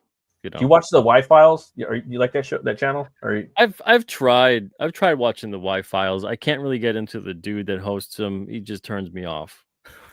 oh yeah, with the hecklefish. It's just more the sound of him and like how he's explaining things. It just reminds me of like the way like if it was a different host maybe reading, I could probably get into it. Just But his delivery. Yeah, it's just his delivery. It kind of I get like a touch of like insincerity. I don't know. It's just me. I'm weird, man. I'm curmudgeon-y when it comes to certain things like that. That's cool. Well, that's fine. And I have like very specific tastes of, like if you get like I've been lucky enough to interview the dude twice, but if you get like Robert Clotworthy who's doing, the voiceover on Ancient Aliens or something, or you get like Mike Rowe or someone doing a voiceover, then I could get into it. But it's it's when they're tackling certain subject matter and I'm feeling like Steve from Blue's Clues is talking to me, I'm just like, I'm tuning out. I can't do this. When he's got hecklefish talking shit too at the same time. Yeah, it's just like, okay, what am I doing here? I need to be like immersed. You know what I mean? Oh yeah, 100%, man. I got a little metal video right here. I think it's a few minutes, maybe 5 minutes. So I don't know if you want to go and get a drink or something. I do a little break in the middle of the show, or around that, and I kind of show a new band, basically. And it's a band I've never heard before. Really, I checked them out yesterday. I heard about maybe 20 seconds of the song. I thought they were pretty cool. So I'm probably gonna run up and grab a 7-Up real quick. And, okay, sure, yeah, and play them. It's kind of like Headbangers Ball. Remember that back in the day? Oh yeah. Kind of how I do it on here, and then I get the little copyright strike, but I don't care. But it's a cool little intermission, Usually that way people can get up and do their thing. All right, cool. This band's called Orbit Culture, and they're from Sweden or something like that. They're one of the new kids. There's so many bands now. There always has been, but yeah, let me check them out. Here's a video. Let me share my screen real quick. Nice. Un momento, por favor. I'm slow with the screen share. Sorry, guys. And then we got a couple more topics that I think you might be down with. Okay. Right, here we go. Check out the campaign in a sec too. Yeah, they sound pretty solid. I'm gonna have to go check them out. I had heard about them, and some YouTuber, some metal tuber, Tank the Tech, I think was talking about him, and I'd forgotten about him and heard him like, oh, I think they sound pretty good. What's the name of the band? I was like trying to see. I think they're called Orbit Culture. Yeah, Orbit Culture. And they have I was like, are they playing 7 or 8 strings? Because it's like now there's this whole thing, like it's almost like flexing, like who could sound the heaviest and who could growl the meanest nowadays, But I like that just because it sounds good and solid, and he's got there's some I like variations in vocals. I kind of like my metal a little progressive but catchy at the same time. I'm kind of a Yeah, I like melodic metal. yeah, that's my favorite. I'm more kind of like I'm more like a Iron Maiden. Yeah, yeah. So for me, I like the melodies. I like that too. And then I like when you splash in a little death metal in there and a little hardcore, a little New York hardcore. Then you get like I like Killswitch. That like to me that was like a really cool band too. That came out of our time. Me and you're about the same age. So, yeah. But yeah, no, that band's pretty cool. Yeah. So I have a little section of the show right here where you want to play a little quick game, maybe like 5 minutes. Yeah, sure. Okay, cool. What do you got? All right, here we go. This is you gotta this right here. You're gonna have to basically guess this band name. And I tried to find a name that was I don't know, something like right in the middle. It gets a little tricky sometimes, but let me pull it up. Black Metal Decode.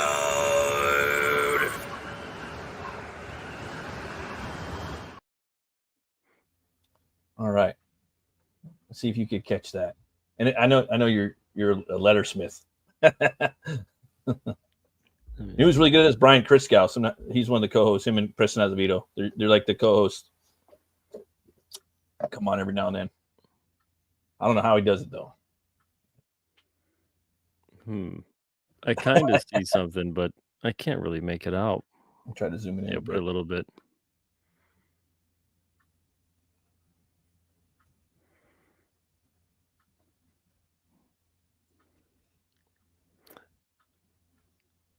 I'm curious if I even know what the name is, even when it's decoded. Right. Let's see, Dragon's Drawn Sword. He's over in Middle Earth. Is this Winterlance? Is that what it is? Oh, close. You're like 80% there. Yeah, you guys are. Yeah. Yep, almost there. Yeah, I got nothing. It's you got 10 seconds. Drawn Sword.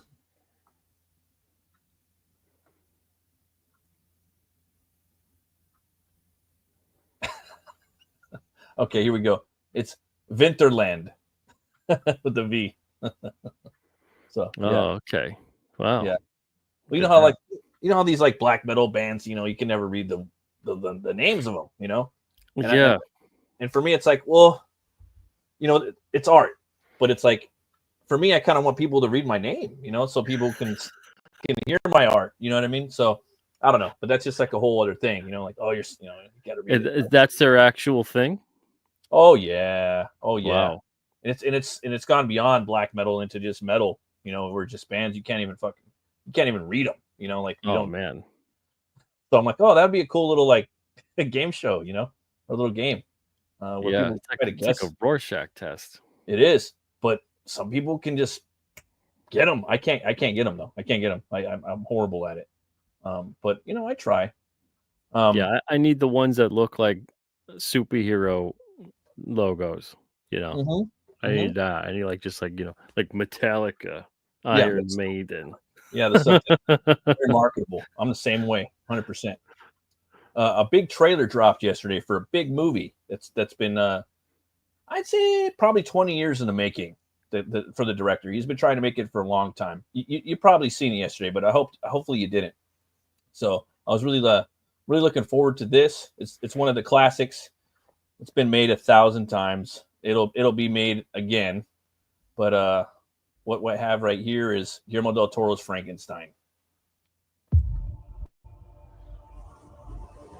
I had determined that the memory of my evils should die with me.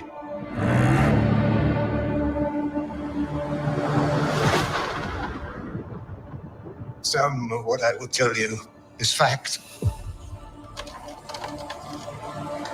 Some is not. But it is all true. What manner of creature is that? Love that shot. What manner of devil made him? I did.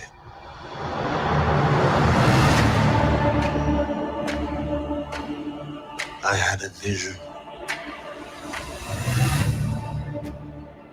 An idea took shape in my mind. Inevitable. Unavoidable. Until it became truth.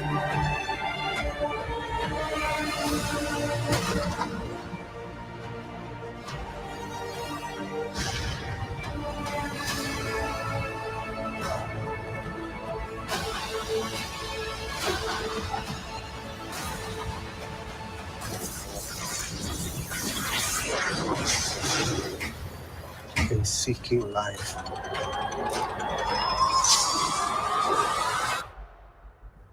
I created death.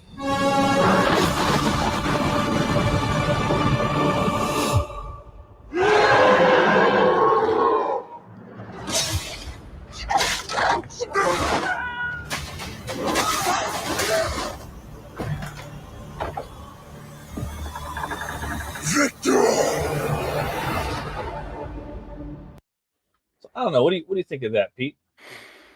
Don't look too bad. It's all right, huh? Yeah, yeah. And I've seen him working on it, like, because I've been following him ever since Blade 2. When I saw Blade 2, I was awestruck. I walked out of that movie changed. I was like, wow, what did I just watch? And Blade Yeah, I like most of Guillermo del Toro's work. Me too. Yeah, and there's some, where it's like, I'm working through the cabinet of curiosities right now. But he Bernie Wrightson's Frankenstein's a big influence on this movie, and it's a lot of it's been extracted from it. He had a lot of the design that Bernie did for this movie, and it looks like he's kind of moving into the bald kind of De Niro look. A lot of people are saying that there's a lot of the De Niro Brana. I love that movie too, by the way, that Brana did with De Niro. Yeah, I get some of that, definitely. A little bit of vibes in there, but then I also get some new stuff too. I was like, oh, they're doing a little Jesus thing there with the cross, but then the arms go up at the end, I think it looks pretty good. I ain't gonna lie. I don't know what he's gonna do with it though, like 100%. But I think what he's gonna do is he's gonna put his artistic spin on it, kind of the way that Brana did, but he's gonna bring something a little different. But I don't know. Like a lot of people say, as long as he doesn't put 10 eyes on the guy, on the monster, and a bunch of like wings coming out of his ears, then we'll probably be good. Yeah, if he could just go straight up, Victorian Gothic horror slash, kind of like melodrama, which is what it seems like he's doing. That's his wheelhouse, I feel like, too. Yeah, 100%. That's what I heard it is too. Like they're interviewing because Oscar Isaacs is in everything now. He plays like so many characters. He's like Pedro Pascal, where he's in so many movies. But I think he's really good for this. He was saying that they're like, is it a horror movie? He's like, no, it's a drama, really, to be honest with you. But I'm just like, okay, that's cool. I want to see where they take it. But it seems like they've never really nailed the monster, even like from like the look of the book. The only thing I've really seen in recent years is like the one that it was like a made for TV movie with Luke Goss, the guy that played Nomak in Blade 2. That's probably why I hired him, with the black hair and the black lips, long black hair. And then the show Penny Dreadful. I don't know if you ever watched that on Showtime, but I don't know. Are you a big fan of Frankenstein or what? There's like depictions that I like, and in general, he's not really one of my top tier go-to monsters. Yeah. But Who's your favorite? I like the Wolfman. Wolfman's your favorite? Yeah. Did you check out the last movie, The Wolfman, or just Wolfman? I guess. No, the last Wolfman movie I saw was the other Del Toro. Benicio. Yeah. you like it or? It was okay. Yeah. It was okay. But it's tough when it comes to like the classic monsters and everything. You know, there's so many depictions of all of them. Right, Like right. I like the idea of them in certain respects. Like I mean, Bernie Wrightson's Frankenstein is great. Yes, yes. You know, so like it could be done really well. And then Mhm. like the actual source material is it's incredibly different than the Yeah, pacing that generally takes place in most Frankenstein. You know, where it's like right. you're reading his journal and most of it like it has almost nothing to do with the monster and the monster's trying to track him down and you know, it's like Everybody. it's like a very different kind of vibe. Like the monster's rather intelligent and kind of eloquent, you know. Yeah, yeah. That's why I like the The- De Niro Brano one a lot. You know, yeah. a lot of people shit on it. You know, and he's been getting a lot of hate lately, which I understand. But I do like that movie a lot, and I like a lot of his Scorsese stuff. But yeah, I don't know. When I was a kid, like when I was like 4, I was always drawing Frankenstein, Batman, and Dracula. Those were kind of like, you know, and I would always draw the Boris Karloff one with crayons. Yeah, and yeah. green, you know. I mean, Yeah. Dracula is like such a go-to. Mhm. I feel like you can't even mention Dracula because, like, of course, Mhm. it's like a given, you And know. I've written like 3 stories with Dracula that like, and I think they're pretty original. Like no one's done anything with it, you know. Yeah, Now I'm just like, do I really want to even try to go there? Because it's like, you know, I want to do something that's really unique. You know, I think you've done a great job with that, King Cryptid. oh, thank you. Just totally creating something. You know, I got the new books too. I got to check them out. Same thing with Rob Geronimo in Blood Realm. There's just something about, I don't know, man, just really creating your own world. You know what I mean? And your own universe. That's kind of something new and fresh. And I think you guys really did that. You know, so I don't know. I'm on that point right now where I'm trying to do that, but it's hard. But yeah, Wolfman. Yeah, that's my favorite. Is by far the one. My favorite werewolf movie and Wolfman movie is the one with Benicio del Toro. And that one just kept going. And for a while it was Yeah. The Hound and American Werewolf in London and Wolf. You ever see Dog Soldiers? That's a really good one. Yes, that one's really good with the Neil Marshall film. That guy's awesome. Yeah, that's a good one. Yeah, figure we can take another look at your campaign right now. Sure. See where we're at. But yeah, I've been waiting years for him to. I remember when Blade 2 came out, they had a message board, and then they had a Hellboy message board, and Guillermo would be on there, and he would talk to everybody. It was cool. Back in the day, message board. Yeah. So it looks like we're still at 97 right now. I like to see Del Toro do a like a Swamp Thing movie. That would be cool. perfect. I don't know. Did you ever watch the Swamp Thing TV show by chance? I did. The first movie I saw the TV show. The TV show was just fun. Yeah. The first movie is it's the pacing is kind of weird. The suit's kind of funky. I thought the sequel was way better, even though it was campy. Same. I watched the sequel a lot, and I mean it's got Heather Locklear too, so there's more reasons to watch it. Right. But it was just a lot of fun. And the suit's really good, and there's a lot of moments that are classic, and the TV show was fun too. The newer TV show, right? Yeah, the newer TV show. I tried checking out some of it because I really liked the look of him in there. Right. But there was so much of like the side character stuff that I'm like, I can't get into these like model / actor people that are doing these, you know, parts nowadays a lot of the time. And that's like an infamously the CW is notorious for that. Of like, here's your model / actor for every role. Yeah, I need someone that looks like they live the part, you know. So when you're giving me some like scientist person who's out there doing all these like kind of you know, dirty job sort of deals, you know, I need someone that looks like they live that, not like someone who looks like they make their makeup and hair perfect. Kind of like a William H. Macy or something like that, or like a Buscemi or something. Yeah. I need someone that's got kind of like a disheveled, you know, they don't really pay attention to a lot of that because they're so focused on their work, you know. So if you watch it further in, I don't know if you're familiar with the actor Kevin Durant, but he's usually like a character actor. Okay, yeah, he's pretty good. Yeah, he's a good character actor. and once you start watching the series, he usually plays like the big buff guy or kind of like the side character, like riding shotgun role, like the supporting role, you know. And here he was the villain. He was the Floronic Man, you know. But he's playing a nerd, like he's just really, and he is that in the show. And he does, wow. It's like, okay, he really stole this for me. He stole it, like, and you get him at the end and as the Floronic Man in the last 2 minutes of the show, you know, in the full costume. Oh, they put all the money into it. He looked, oh my god, he looked so cool, you know. Yeah, because when I saw what they were doing with Swamp Thing, like the look of him on that show, I thought, like, how'd this show get canceled? He looks great. So good. Yeah, And then when I was watching it, like we watched the first full episode, and I'm like, man, I think I know why this show got canceled. Like, it's not enough Swamp Thing, too many of the other characters that just don't ring true. Like the atmosphere isn't there, the tone isn't consistent. It had like a lot of the same problems, a lot of stuff that gets canceled seems to have. But like the early '90s Swamp Thing show, that was fun. It had its campy moments, but overall it was just kind of fun, like monster of the episode sort of thing. Yeah, I think that's the best way to do it. You know, I love the Monster of the Week shows. Yeah. But I mean, it had some cool kind of like body horror in it, and like kind of Cronenbergian type stuff in the new show. Yeah, Cronenberg. Yeah, he'd be good for a Swamp Thing movie too. They had the body horror going on. I mean, with the plant body horror stuff. Yeah.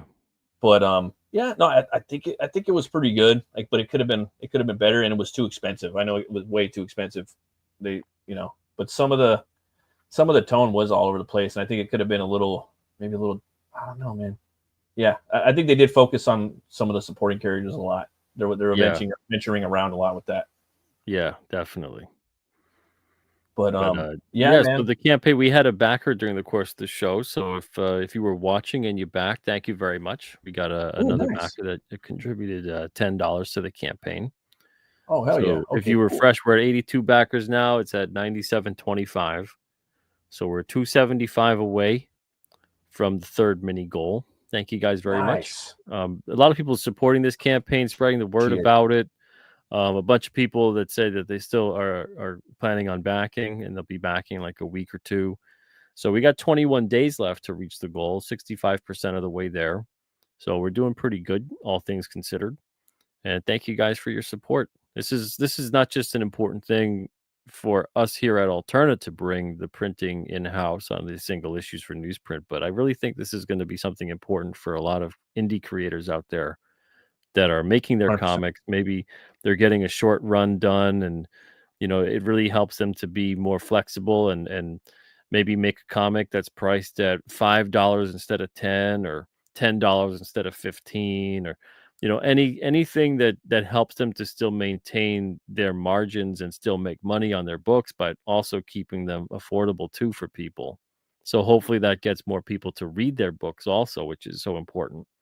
So, all these kinds of things in the production process, it's just another hurdle that people don't have to necessarily worry about. Whereas I know there's a lot of things, even on my end of the spectrum, where I'm looking at it and I'm like, man, can we really afford to go to print? And to get the price down to where we want to get it down to, how many copies do we need to print? And then you look at it and go, you can't justify that. That's crazy. Yeah. And then even on a short run of books, it's like it can cost you $700 plus to get like 200 books done, depending on page count and if it's color or not. And that's absurd. And I get it. That's the way it is. But, I'm trying to find a better way, not just for myself, but hopefully for others as well. And hopefully maybe even a side effect of this is that it inspires some people to go, hey, if he can do this, maybe I can do it. Right. So they don't need to necessarily like do it to scale. Like I'm trying to scale this to make it feasible to do it, for the amount of books that I need and to do it for others. But if someone wants to just print like 100 or 200 copies a year of a book, they can scale this down and raise like a third of the money. Go to the con, and just and it'll pay for itself within 2 or 3 years, and you can make something really good. And you can build a readership, at an attainable price. Like building a readership is for some people is priceless, myself included. Like that's totally. At the end of the day, it doesn't for me. It matters who's reading the book, who's who's liking it and who's hating it and who's reading it. Like we creators, we want you guys to hate it and like it. We want you to read it. You know. Yeah, you want people so- to feel something more than anything, and Yeah. hopefully they feel really good about what you did, even if Yeah. the content of the story has made them feel, like they Something. hate a character, or, Yes. and hopefully they hate who you want them to hate. But Yeah. sometimes you can't control that. Sometimes people Yeah. really love a character that you made that you're like, "Oh, I didn't see that That's coming." a side That's piece. Yeah. interesting. He's a little side character. So you got no control over that. I think that's a Nope. fun part about making this Right? stuff. Yeah.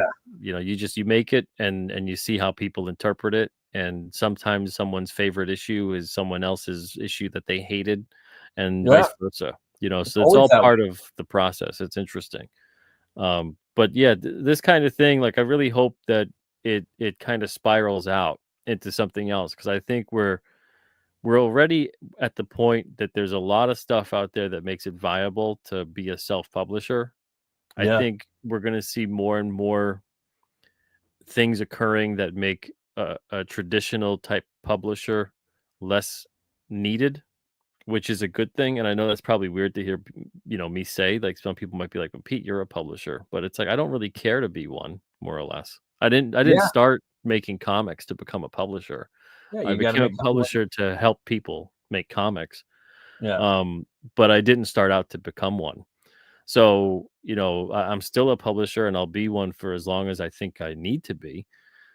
But the goal for me is to create comics and to help other people do so. So if I find that one day, well, people don't really need me to be a publisher, but maybe they need me to be an editor or to print their book or to letter their book or whatever, I'm fine with that. But I think we're coming upon a point where now people can really be self-sufficient if they actually explore their options.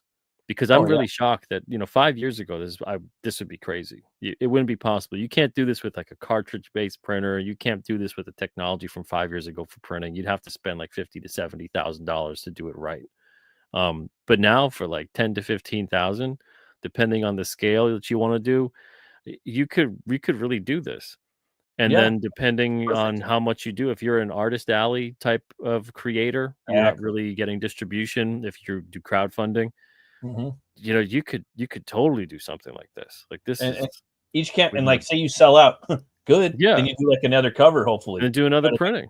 and then Yeah. it's just even more valuable. You know what I mean? And then you're building more and more readership. You're building readership more, and then you can, make more collectibles as you go. And it is boutique. So just nothing Yeah. but good things about it, in my humble opinion. And like you said, though, the whole comic industry at this point, especially, is so boutique. Uh-huh. Even All of even the mainstream companies, like people think, oh, it's mainstream and they're the big sellers or the big two, whatever it is, but they're not what they used to be. No. And Uh-uh. as soon as they left like the mass market, they became a boutique item. Yeah. So for most people, comics are as good as dead, and that's Yes, they are. unfortunate. It is. Because their characters are everywhere. Yeah, they're all over. Video all games over and the movies. place. But the comics aren't. For some reason, the publishers and the distribution that's been in place, whether it's Diamond or someone else, we'll see what happens with Diamond going to the wayside. But I don't think Yeah, I don't know. I think it might actually get worse. Yeah, I think which so is- too. Personally, Yeah. I think it's going to get worse. I hope not. I think because what it is I think that the distribution that takes over, I think, is going to see that Diamond was really struggling, but Mhm. Diamond made a lot of bad moves, which is why over they the did. decades. But they're going to look at the space and go, man, can we really justify getting into this space and distributing Mhm. comics? Like, is this even worth it? And I Yeah. don't think they're going to try to grow it, when if anything, they should really try to grow it. They should try to do the opposite, but I don't think that's going to happen because that's not really something that distribution does. And the publishers don't seem to want to make those moves either. So I think it's going to kind of continue to circle the drain, maybe a little quicker. Yeah. And comics will probably evolve into something else on the mainstream front. But, I think they'll continue to be alive and well and growing in the indie section. Yeah, it's not going anywhere. So, Like yeah. they'll always be there, but I think with what's happening with Diamond, I think that the LCSs are gonna probably die out within the next Yeah. 3 years. I hate to Well, say it, but I mean, I hope not. But it's a like, vast majority of them, that's for sure. Yeah. Because they need to, again, it's a part of the industry in and of itself that needs to evolve and hasn't really wanted to evolve for a very long time. And Mhm. it doesn't mean that they got to turn into, coffee and comic shop or something, even though there's some shops that are like that. Oh But yeah, that's you cool. don't have to, you don't have to turn it to like some hipstery, trendy store. You just have to turn into a functional store. There's so many comic shops where there's no organization, there's nothing being maintained. Nothing. Yeah. There's 3 local shops I can think of by me where you go to the new release section and there's just so many of them. They're piled on that you can't even see the covers. And a Wow. vast majority of them are destroyed because of how they stock them. So like Yeah. right new release wall, they're destroyed. Mm. Yeah. And it just boggles my mind that it's as if like they're not thinking like this is supposed to be something that's set up for customers to purchase and find something new. It's not just supposed to be like the hoarder's paradise of comics. So because like if you're not part of the initiated who walks into a shop and you're already used to that kind of look, Right. most new customers are going to walk in and think about all the other stores they go to and think about, well, they're generally well lit and organized and you can find what you want and all this other stuff. If you walk into a comic shop and it looks like someone's garage that like blew up in your face, you're going to get turned off completely and walk out. So it makes it really difficult to grow new titles and new sales and new customers when stores are run that way. So it's like there's so many different facets to the comic industry problem. It's not just the content. I wish it was. It'd be a much easier fix.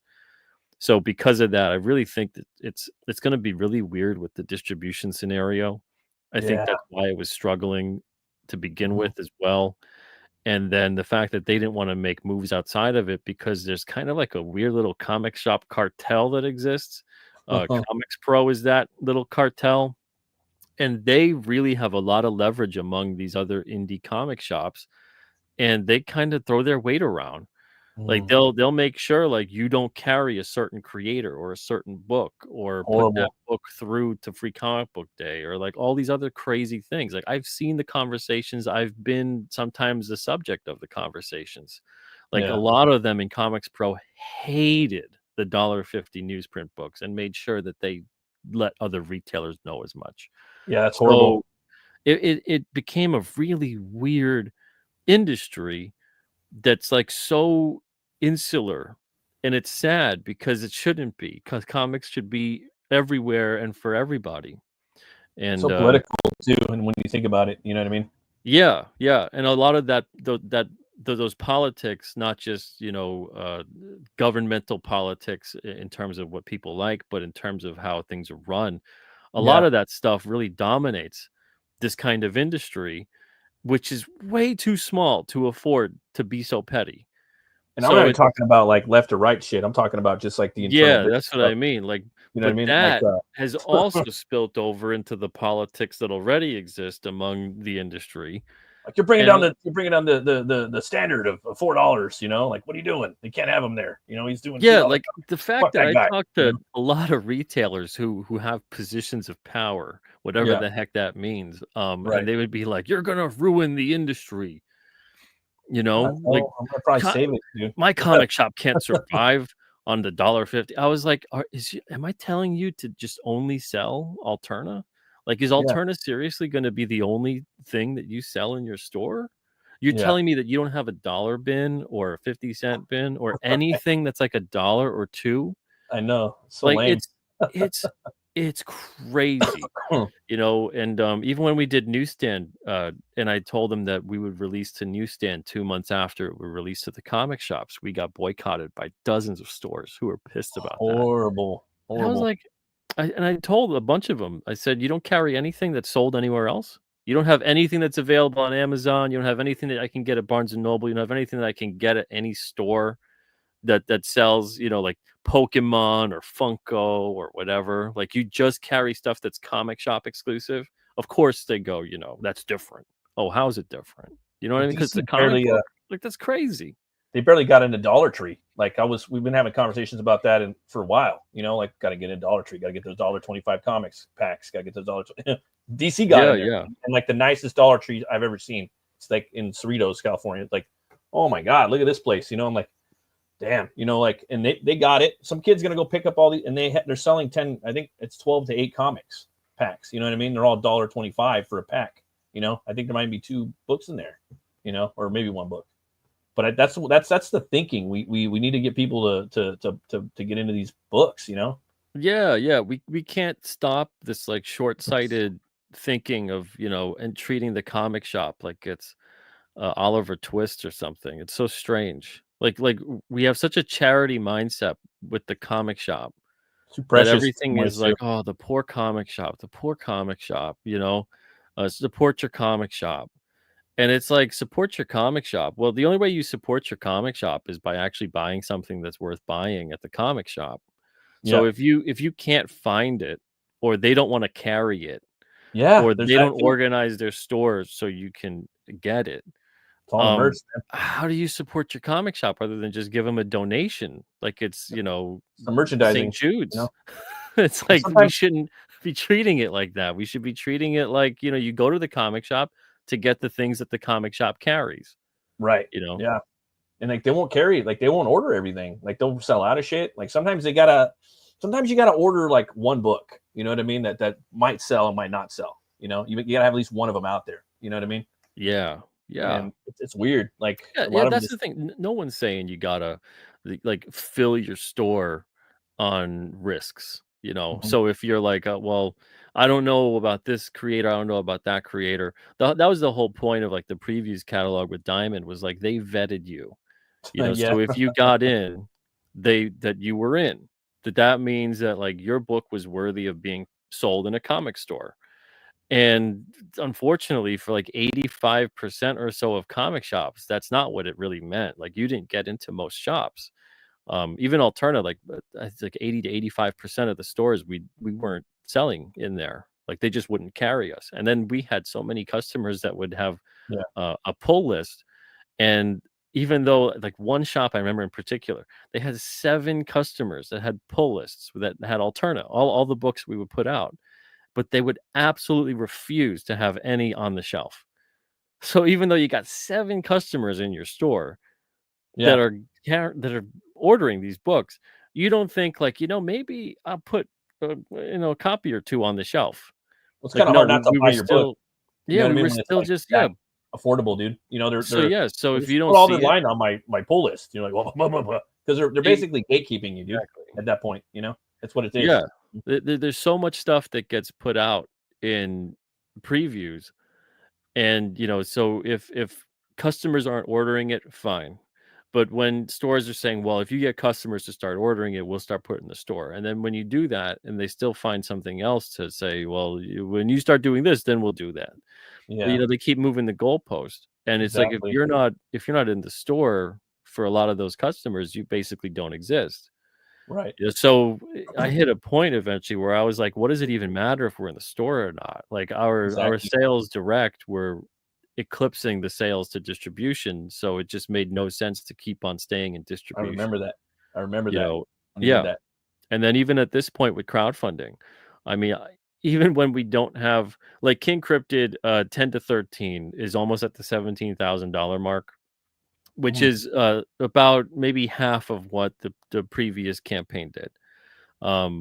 But that's still probably about 3 to 4 times what the amount would have been through a purchase order at distribution. Exactly.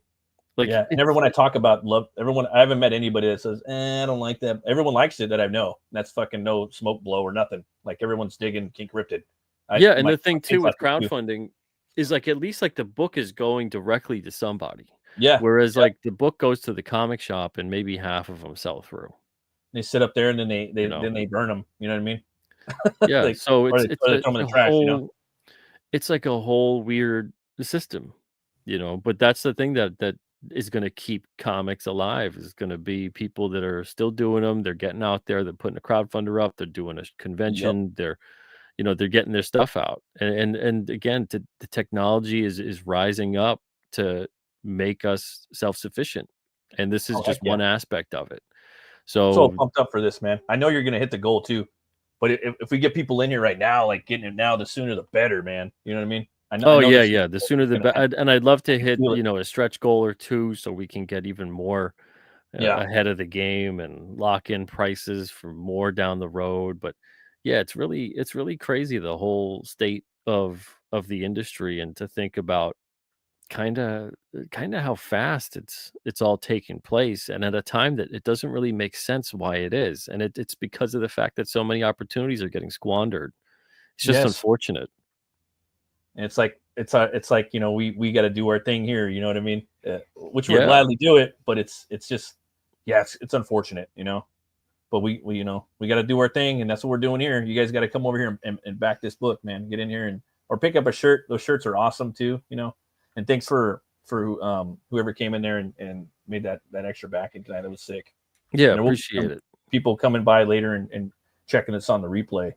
I'm really, like, for me, like, I've just fallen in love with the whole, like, just comic books, dude. Like, I love, like, I love manga, American comics, the French, you know, Franco-Belgian, pulps. I like all of it. Newspaper, Calvin and Hobbes. I love the medium. I just love, you know, books with sequential art in it, you know. And it's just weird how it is the way it is. It's boutique, but it's still here and it's not going anywhere, and we're going to keep pushing it. So, and I think that you're going to see it's going to be growing bigger and bigger, especially in the indie scene. So you guys got to coming back this campaign and check it out. Oh yeah, yeah. I think it's going to continue to get bigger and bigger, depending especially on what kind of opportunities people not only take advantage of but create. And this is an Oh yeah. opportunity to create. Like, you're more backing, if you're a creator out there, you're more backing yourself in advance than you are backing me. Yeah. You're pre-ordering your print run and getting a good deal for it. Yeah. If you're someone who wants to support this and you're a reader and you're not going to create a comic, like, there's a couple different perks on here that you can support the campaign and what I'm trying to do here. But if you're a creator, like, this campaign is for you. Like, It's all, especially if yeah. yeah, if you're a creator that you look at it and go, yeah, I usually make about 100 to 200 books. Like, this campaign is right in your wheelhouse. To do this, to be able to make a great looking book that's affordable on your wallet as a creator, and then you can pass on that savings, perhaps. It's up to you. And you could pass that on to your readers as well. That's only going to get you more readers, instead of having like a loss leader on a book. There's some people that, like, it costs like $5 for them to print their book, and then they sell it for $5, and they don't Yeah. make any money, but they're like, hopefully we attract some readers with it. Now you can Yeah. make your book for like $2 and sell it at Yeah. $5 and make Or- $3 a book. Or sell it for 25, you know, Yeah, or put it for sell it, something. for $3. It costs you $2, sell it for $3. You made $1 yeah. a book, and then, if you want to do a loss leader scenario, at least you're not just completely losing all your money on it. But there's a lot of different things that creators could do with this campaign, and I hope that they get creative with that as well, and not just see it and go, well, I want specialty covers and specialty paper and all these other things that are, they're nice, but you Bells can and do whistles. that also. Yeah, like, you do the bells and whistles also, but you can also, instead of like the way we think about variant covers, you can have a variant interior paper stock. So maybe you have your $20 book that has like the crazy chrome cover, and the interior paper is crazy, really premium. And then Yeah. you can have your newsprint book that's, Exactly. 5 to 7 or whatever. So you got your $20 premium, and you got your $5 or $7 book that's approachable for people who want to get that. And then maybe you even get people who purchase both. You probably will. So there's all kinds of different ways to look at this campaign. If you're a creator, don't just have blinders on about it and think, well, I got to make all my comics on newsprint now. No, you don't got to do that. You can make it Yeah. still special. You can make it a limited edition. It's up to you. Could do an old school style where it's like you have like a throwback, like, vintage cover, and then you have like the newsprint. Oh, too. absolutely. That's That'd be another thing you perfect. could do. It's a complete collectible. You know what I mean? Or maybe you're Yeah. only doing 200 of them, and then you have maybe 300 of the other one. Maybe it's perfect bound, or maybe it's not. Yeah, There's a lot of yeah. options you could do. And sky's the the limit. books look great in color, but like you said before, like they really black and white is perfect for it. Like newsprint has a tonal quality to it that black and white just looks great. Oh You yeah. know, it doesn't look right when it's on that blinding white paper. Black and Yeah, white like, looks weird when it's on glossy or even matte. Sometimes it'll look weird. it does. It Yeah. just sits really nice when it's on a good newsprint with some texture to it. Oh heck yeah, little tooth. Yep. Well, that's it, guys. You come in here and check this out. Let's see. We got Brian here. What's up, Brian? How you Hey, doing, buddy? How's your what's week up, going? Matt? What's up, Pete? Good to Hey, see you how's it again. going? Good to see you. brother. I apologize for being so late. Oh, that's okay. I thought the stream would be at midnight because that's Oh normally. no, we're doing. No, Yeah, no. he made an exception for me because I'm You're going to be special. clocking out any time now. I'm special in many ways, but not in the way that. And by the way, what he was saying about everybody's like loving King Cryptid and not blowing smoke up your booty, I'm one of those people, man. I absolutely really love that book. I think it's exceptional. Thank you. I appreciate it. You got Brian's it, man. always talking about it, man. So get Yeah, in well, here I and mean, back you guys. I don't give false praise. That's the thing. It's like No. if you're a fellow indie creator and I don't like your book, I think it's dog shit, I just won't talk about it. Like it'll just never cross my lips. It'll just never cross my lips. Fair enough. Yeah. I hear you. Know?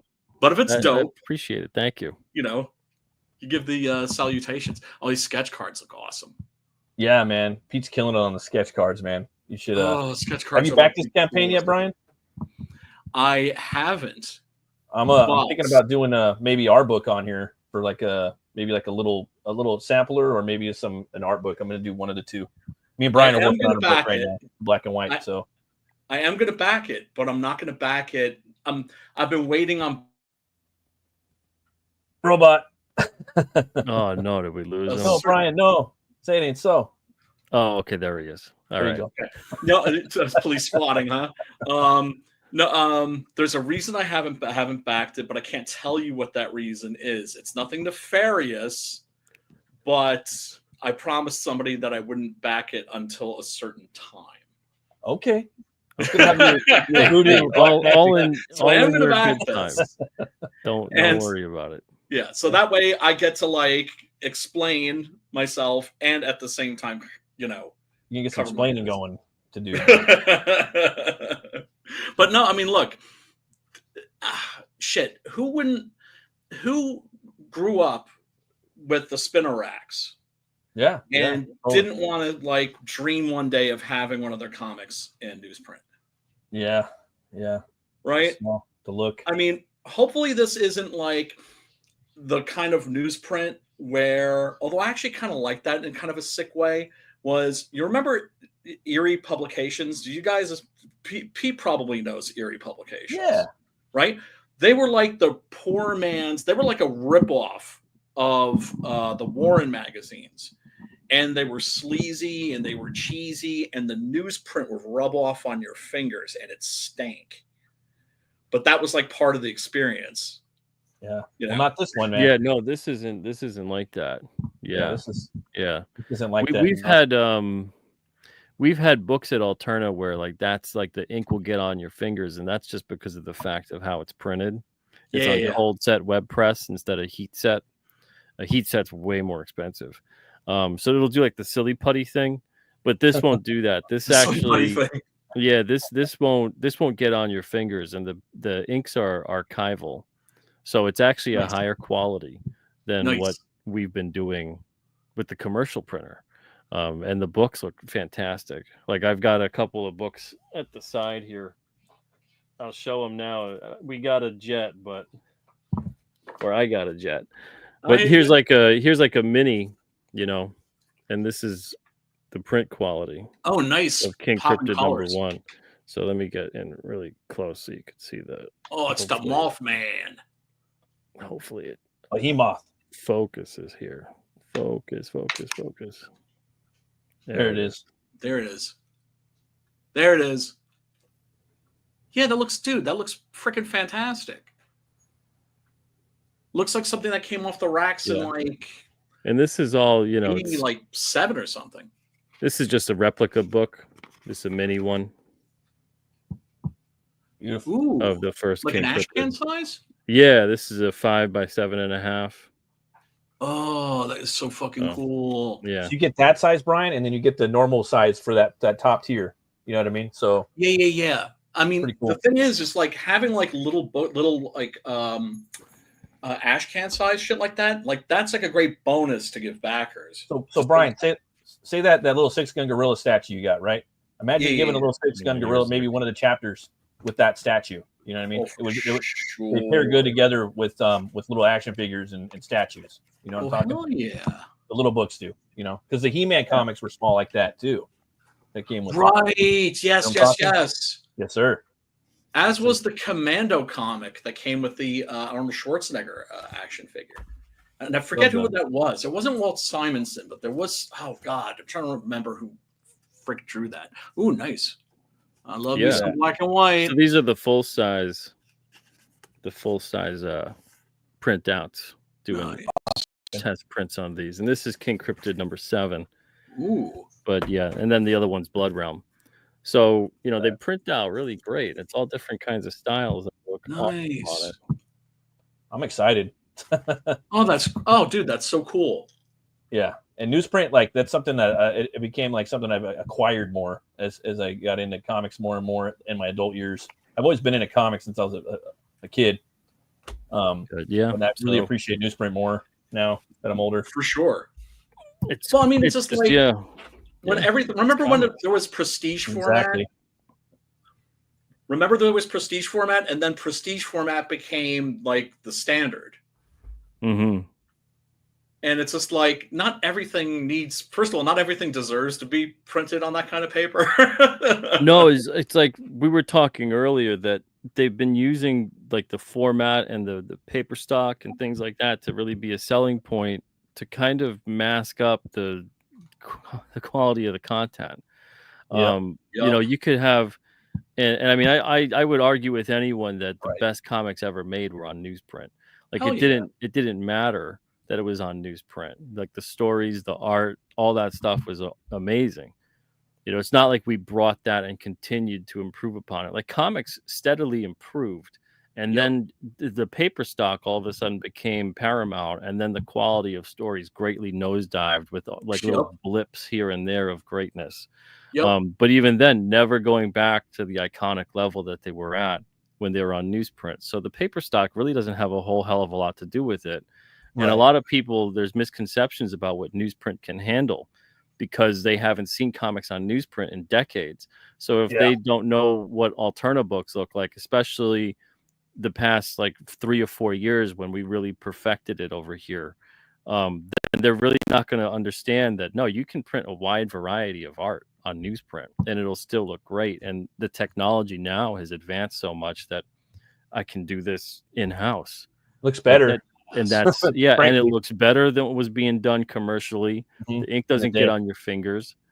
And the whole process is so affordable that I can offer this at an affordable rate and do short runs for people. So it's a very weird and crazy and exciting time to be an indie comics creator because of the fact that there's so many things we can do that we couldn't have done 10, 20 years ago. And now we can do a lot of that. And one of them now is making the printing in-house. And it's not like 5 years ago, this would have been crazy. Even like 3 or 4 years ago, this would have been really crazy. There's no way to do this and scale it. But now like printing technology is getting so amazing that you can actually do this and scale it and keep it affordable and also be able to do it in a timely way. And that's the crazy thing is that the technology for everything is just moving so freaking fast that, you know, more and more people are, you know, it's becoming cheaper and cheaper for people to throw their hat in the ring. Yep. Right. So it's that way with filmmaking too, where it's just like, okay, now you could shoot a movie on your phone. Doesn't mean that everybody should. And like, you know, 98% of everything is going to end up being dog shit. But there's going to be still like those, like I don't know, those gems that we might not have otherwise gotten, Exactly. classics that we might not have otherwise gotten from creators who couldn't have done this without the technology being so accessible. Yep. So that doesn't mean that you're not, you're going to get your Fellini, you're going to get your Stanley Kubrick, and or you're going to get your Alan Moore's, and you're going to get your Jack Kirby's, and you're going to get visionaries that we otherwise would have been cheated out of. 100%. I'm preaching again, aren't I? No, I mean I agree with you, man. What's 100%. I gotta definitely get going though. It's like 12:30 where I am, but I appreciate it, guys. I see you've been going for a while, man. Hey, I'm a back that shit, Pete. I'm a back that shit. I just can't back it now. No problem. All in good time. I appreciate it. I know it sounds shady. But yeah, for sure, man. And everybody should get back. Everybody should get behind this, man. You're doing the Lord's work, Pete. You're doing the Lord's work. 100%. Well, thank you. Appreciate it. But thanks again so much for having me on. It was great. Everybody in the chat, thank you guys so much too for watching. And I'm glad we picked up a backer tonight. Appreciate that as well. So we got like 20 or so more days left on the campaign, and we're 275 away from the next mini goal. So we're getting really close. So thank you guys. Keep spreading the word. If you haven't had a chance yet to back it, go for it. Let's get to that third mini goal. It's a really important one that's going to help me to scale up and do this stuff in a timelier fashion than I'd be able to do it, cutting out one book at a time, that kind of a thing. I can get the stack cutter going. I can get the paper folder going, and all these kind of great things that help speed up production. Yeah, boy. But thank you guys so much. And thank you, Haldir, for putting the link in there. Appreciate that. Oh, yeah. Hell yeah. Hell yeah. Hail Haldir. All right, Pete, man. I'll see you next time. All right, I'll see you. Thank you very much, sir. All the Peace best. out, man. See you, Brian. So what's up, Brian? How you doing, man? I don't know. Been pretty much spending like the last 48 hours just rewatching that Frankenstein trailer over and over. Oh, yeah, we just watched it earlier. Oh, dude. Like I was saying that this movie is like 20 years in the making. He's been talking about making it for about 20 years. Like I remember like being on the message boards and talking about behind the scenes features, and he's talking about Bernie's Frankenstein, talking about Doug Jones playing him and whatnot, and kicking around ideas, Yep. So seen the this and At the Mountains of Madness. Those are like the two movies that he's had in. Actually, we were going to get At the Mountains of Madness, but then Prometheus came out. Tom Cruise was supposed to play the star of it. I heard it was going to be Guillermo directing and Cruise starring. He was trying to land it. That would have been fine as long as it didn't turn into a fucking Tom Cruise movie. It would have been that too, though. It would have been probably that. Yeah, then probably. I don't know. Well, I mean, like Interview with the Vampire. We got Interview with the Vampire. Wasn't so. Every now and then he kind of, does something. He does something a little different, Right. Steps back, rather than Tropic Thunder. Like I heard now he's going to do the Tropic Thunder character. He's gonna try and make a movie of him. Maybe. Like he gets so much flack. He gets so much fucking shit, and a lot of it justified.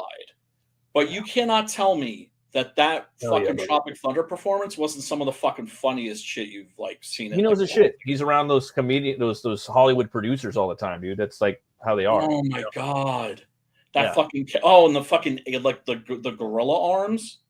Yeah, the forearms. Yeah, just the makeup effects are just completely sick. He's getting busy.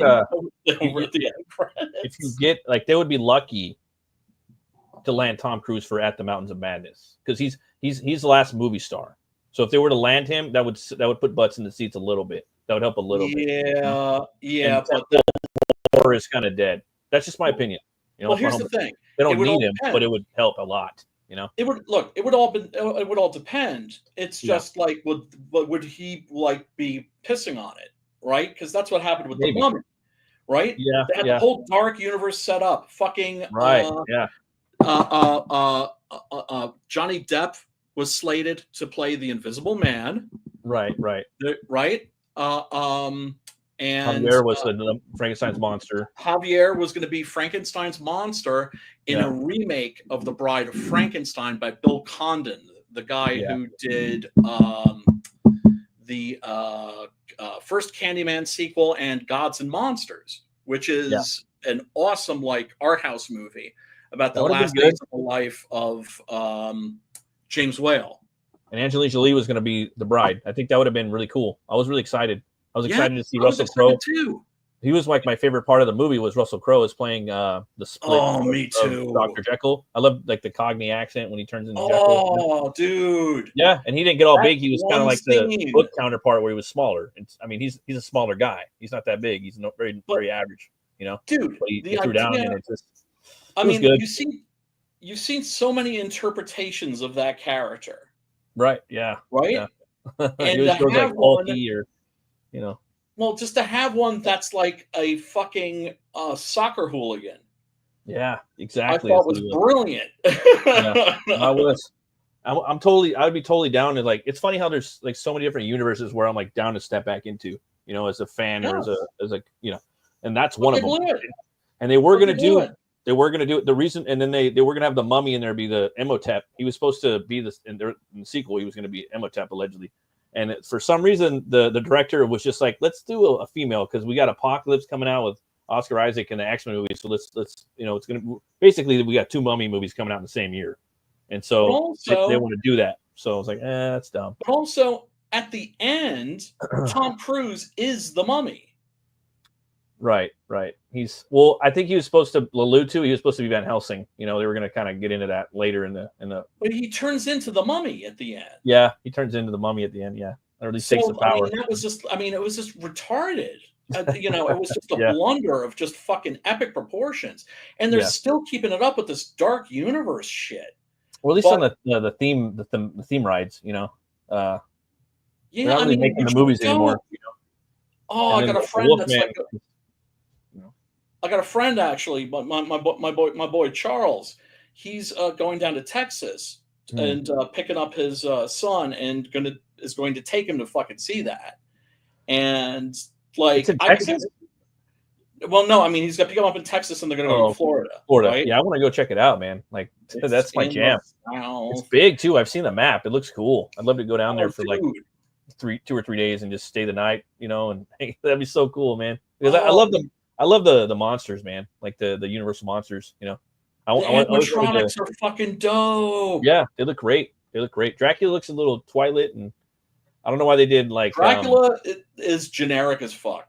And I don't like Victoria von Frankenstein. I think that's some woke shit. That's some woke, like caught up in the pipeline, still did its way out. But yeah, it's left over. I'll allow it. You know, fuck it, whatever. You know, maybe if her dad pops up, like, hey. My daughter's carrying on. I'm still here. Some shit. You put a band-aid Colin Clive. Yeah, that would a Colin Clive animatronic. A Dr. Pretorius animatronic would be totally fucking sick. It'd be fun. Like Ernest. You like that trailer? You like that trailer, huh? For the new movie? Oh, dude. I mean, it gives you just enough. Yeah. A nice little tease of the monster. Yeah. Right. Yeah. And I don't think that the one that they're showing is him. Maybe it might be, but it might not. He's bald. Handling motherfuckers. Yeah, at the end. Yeah, it was really cool. It was weird though. I didn't expect him to be bald. I mean, I've seen other pictures too where he was bald, but I thought they were going to give him some black long hair in there. You know, like kind of like in the book. I think he's bald in the creation. Yeah, maybe it grows. Remember, he's out there roaming around for a couple of years. Right, and it gets a little longer, right? But that one shot where he's out on the ice, just a silhouette, that's like my favorite shot in the trailer. That's great. And like the kind of the crucifixion thing where they're kind of resurrecting him, you know, like it's like a cross, but then the arms kind of go up a little bit, so it's almost like a rune shape. Well, it's interesting. It's interesting because one of the highlights of every Frankenstein movie is the creation of the monster, right? What up, Phil? Yeah. That's always one of the highlights. And in the novel, it's never explained how the monster is created because Frankenstein is giving, you know, it's the last, you know, a testament of Victor Frankenstein is basically what the novel is, right? Yeah. And so he leaves that out. He leaves the creation of the monster murky because he doesn't want anyone to recreate his experiment. Right. Right. So that leaves a big old void that is just begging for writers to just put something in there. And electricity has always been the most dramatic. That's what the monster's mostly associated with. But it could be anything. And here it looks like it's the elixir of life. Yeah, it does. Yeah, a little bit of that and electricity. I think this looked like the coolest looking after Brana's, the bringing to life scene. I've heard some people say online that he like a lot of it's aping some of the Brana movie. I get some Brana vibes from it, obviously, because the bald, a little bit, but not a lot. There was some shots too taken from Van Helsing with Hugh Jackman. They straight up stole some shots, like especially the one where you're underneath the monster and he's getting raised up into the ceiling. That was one shot that was taken from Brana's Frankenstein. But Brana's that's also Frankenstein, Frankenstein too.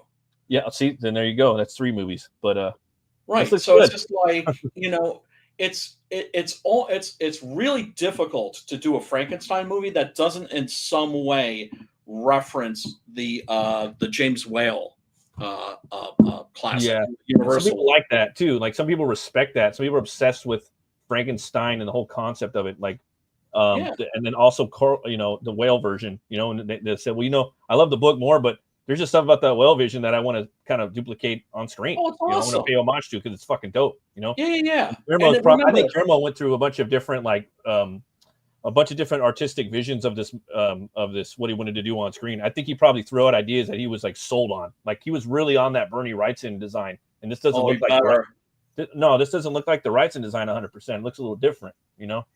I'm getting vibes that it's not like the 100% the Wrightson design. Like the closest thing we got to that was Luke Goss in the TV movie, which was decent, and then but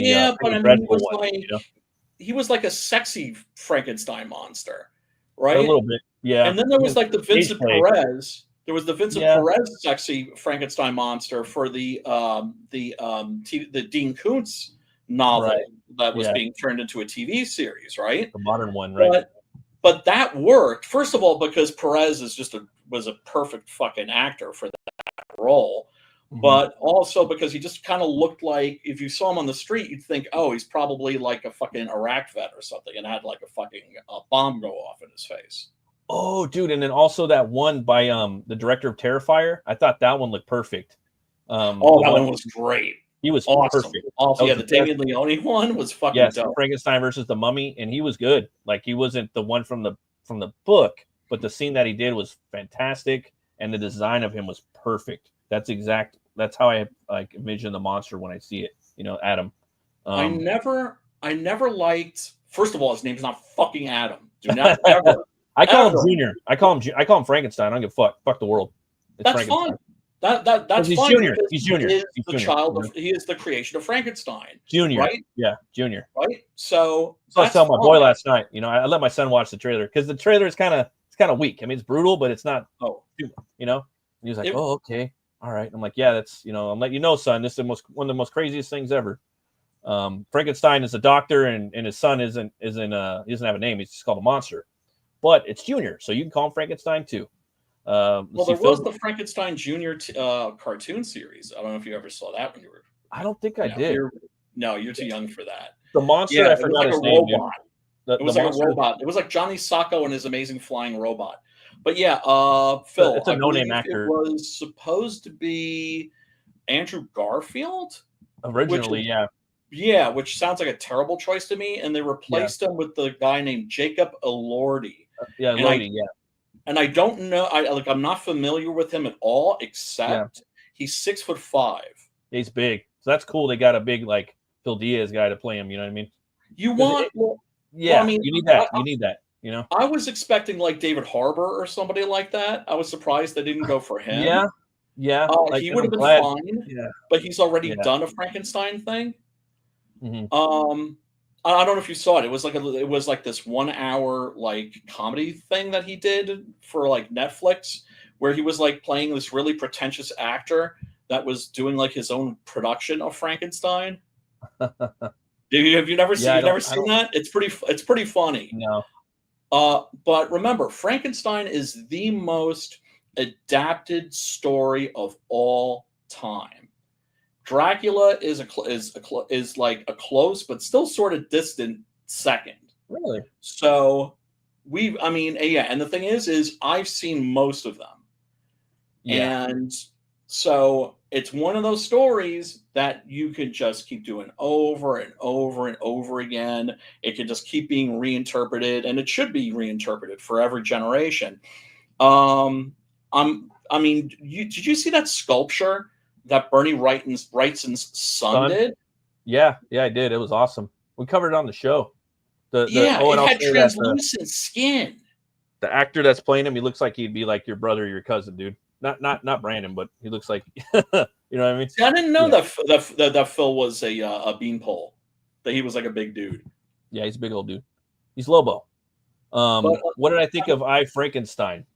I liked I, Frankenstein. Shit. Brian hated it. I liked it. From Kevin Grevos did it. You know what I was really interested in was that I, Frankenstein was a comic, and he was going to be like a Kevin Grevos. He was going to be like a Hellboy character with a big gun, right, and a square head, and he was going to have to deal with the whole criminal underworld where it had kind of like a mobster feel to it. So they were all mobsters. Dracula was the head of he was like the main guy. You know. See, that sounds awesome. That's fucking awesome. I wanted That's fucking dope right there. Why did they make that? Then in the movie they ditched the big gun for keto sticks or whatever, and they ditched all the monsters. That's from, they did angels and Filipino martial arts. They did angels and demons, which I wasn't a fan of. However, dog shit. I did like the movie. I did like it. The only thing I liked about it was the concept of the monster not having a soul. Yeah. And at the end, getting a soul. That's the only thing that I liked about it. And I'll go back and watch it again. And Aaron Eckhart was fine. Yeah. But then they call the monster Adam? I'm just like, when you start fucking naming the fucking monster and you name him Adam, you've already kind of fucking lost me. Like, I didn't give a fuck. It wasn't a big deal to me. Well, I mean, here's the thing. You could get me back if the rest of the movie's dope. I'll forgive you. But I think that I don't know. I think it would have been a little cooler if maybe, I don't know, because they had demons versus gargoyles, so they were kind of similar. I know, it's shit. Which was cool, but I mean, maybe they need to do more of the gangster kind of. It had more of like a Sin City vibe, mixed with like I don't know, like old like Godfather 1. You know what I mean? I never read it. It never came out. He never really released it. I think he made it, but I never seen it anywhere. I was looking for it, I was waiting for that movie. I was waiting for that movie to come out. Yeah, I mean, and for those of you that don't know who Kevin Grevos is, he's that ominous looking black dude that's in the Underworld movies. He is also isn't he like a hematologist or something like that? He's a biochemist, actor, voice actor, a bunch of stuff, writer. Yeah, like Black Dolph Lundgren, basically. Yeah. And it's funny that a little off topic, he did a Bass Reeves comic with David Williams, and I just started watching the Bass Reeves TV show. It's fucking good. It's got Dennis Quaid in it, Donald Sutherland, and they haven't even got to them yet in it. It was already tear jerking, like the TV show. It's called Bass Reeves Lawman. I've only done the first episode, and but yeah, it's great. It's from Tyler Sheridan's doing it. So, but no one's talking about it. They're just talking about fucking Yellowstone in 1914. I'm like, fuck all that shit. Bass Reeves is the coolest cowboy ever. Go watch that shit. Well, I mean, spoiler alert, but it's just historical fact. He sent his own fucking son up to jail. Yeah, that was and he spoke all these different Native American languages. I think he brought in 200 to 300 criminals as a lawman. Yeah, so I can't wait to see him and Dennis Quaid really get into it, because they're working together. I just hope that they fucking keep that shit. I just immediately would see. I need reassurance that it's not fucking woke. No, it's not. It's not woke. It's not woke. No, good. No, they're dropping hard R's in there. Dropping hard R's in there left and right. Good. They got Nucky Thompson's brother in there as his owner. I don't know if you remember that actor that played. Well, did you watch Boardwalk Empire? It was a great show. Hard recommend. But that's I always forget about it, but that's like that and Gangs of New York are my top top Scorsese productions. Then it's like probably Goodfellas, Casino, and then Taxi Driver. Let's see here. A little Y'all bit of a non sequitur.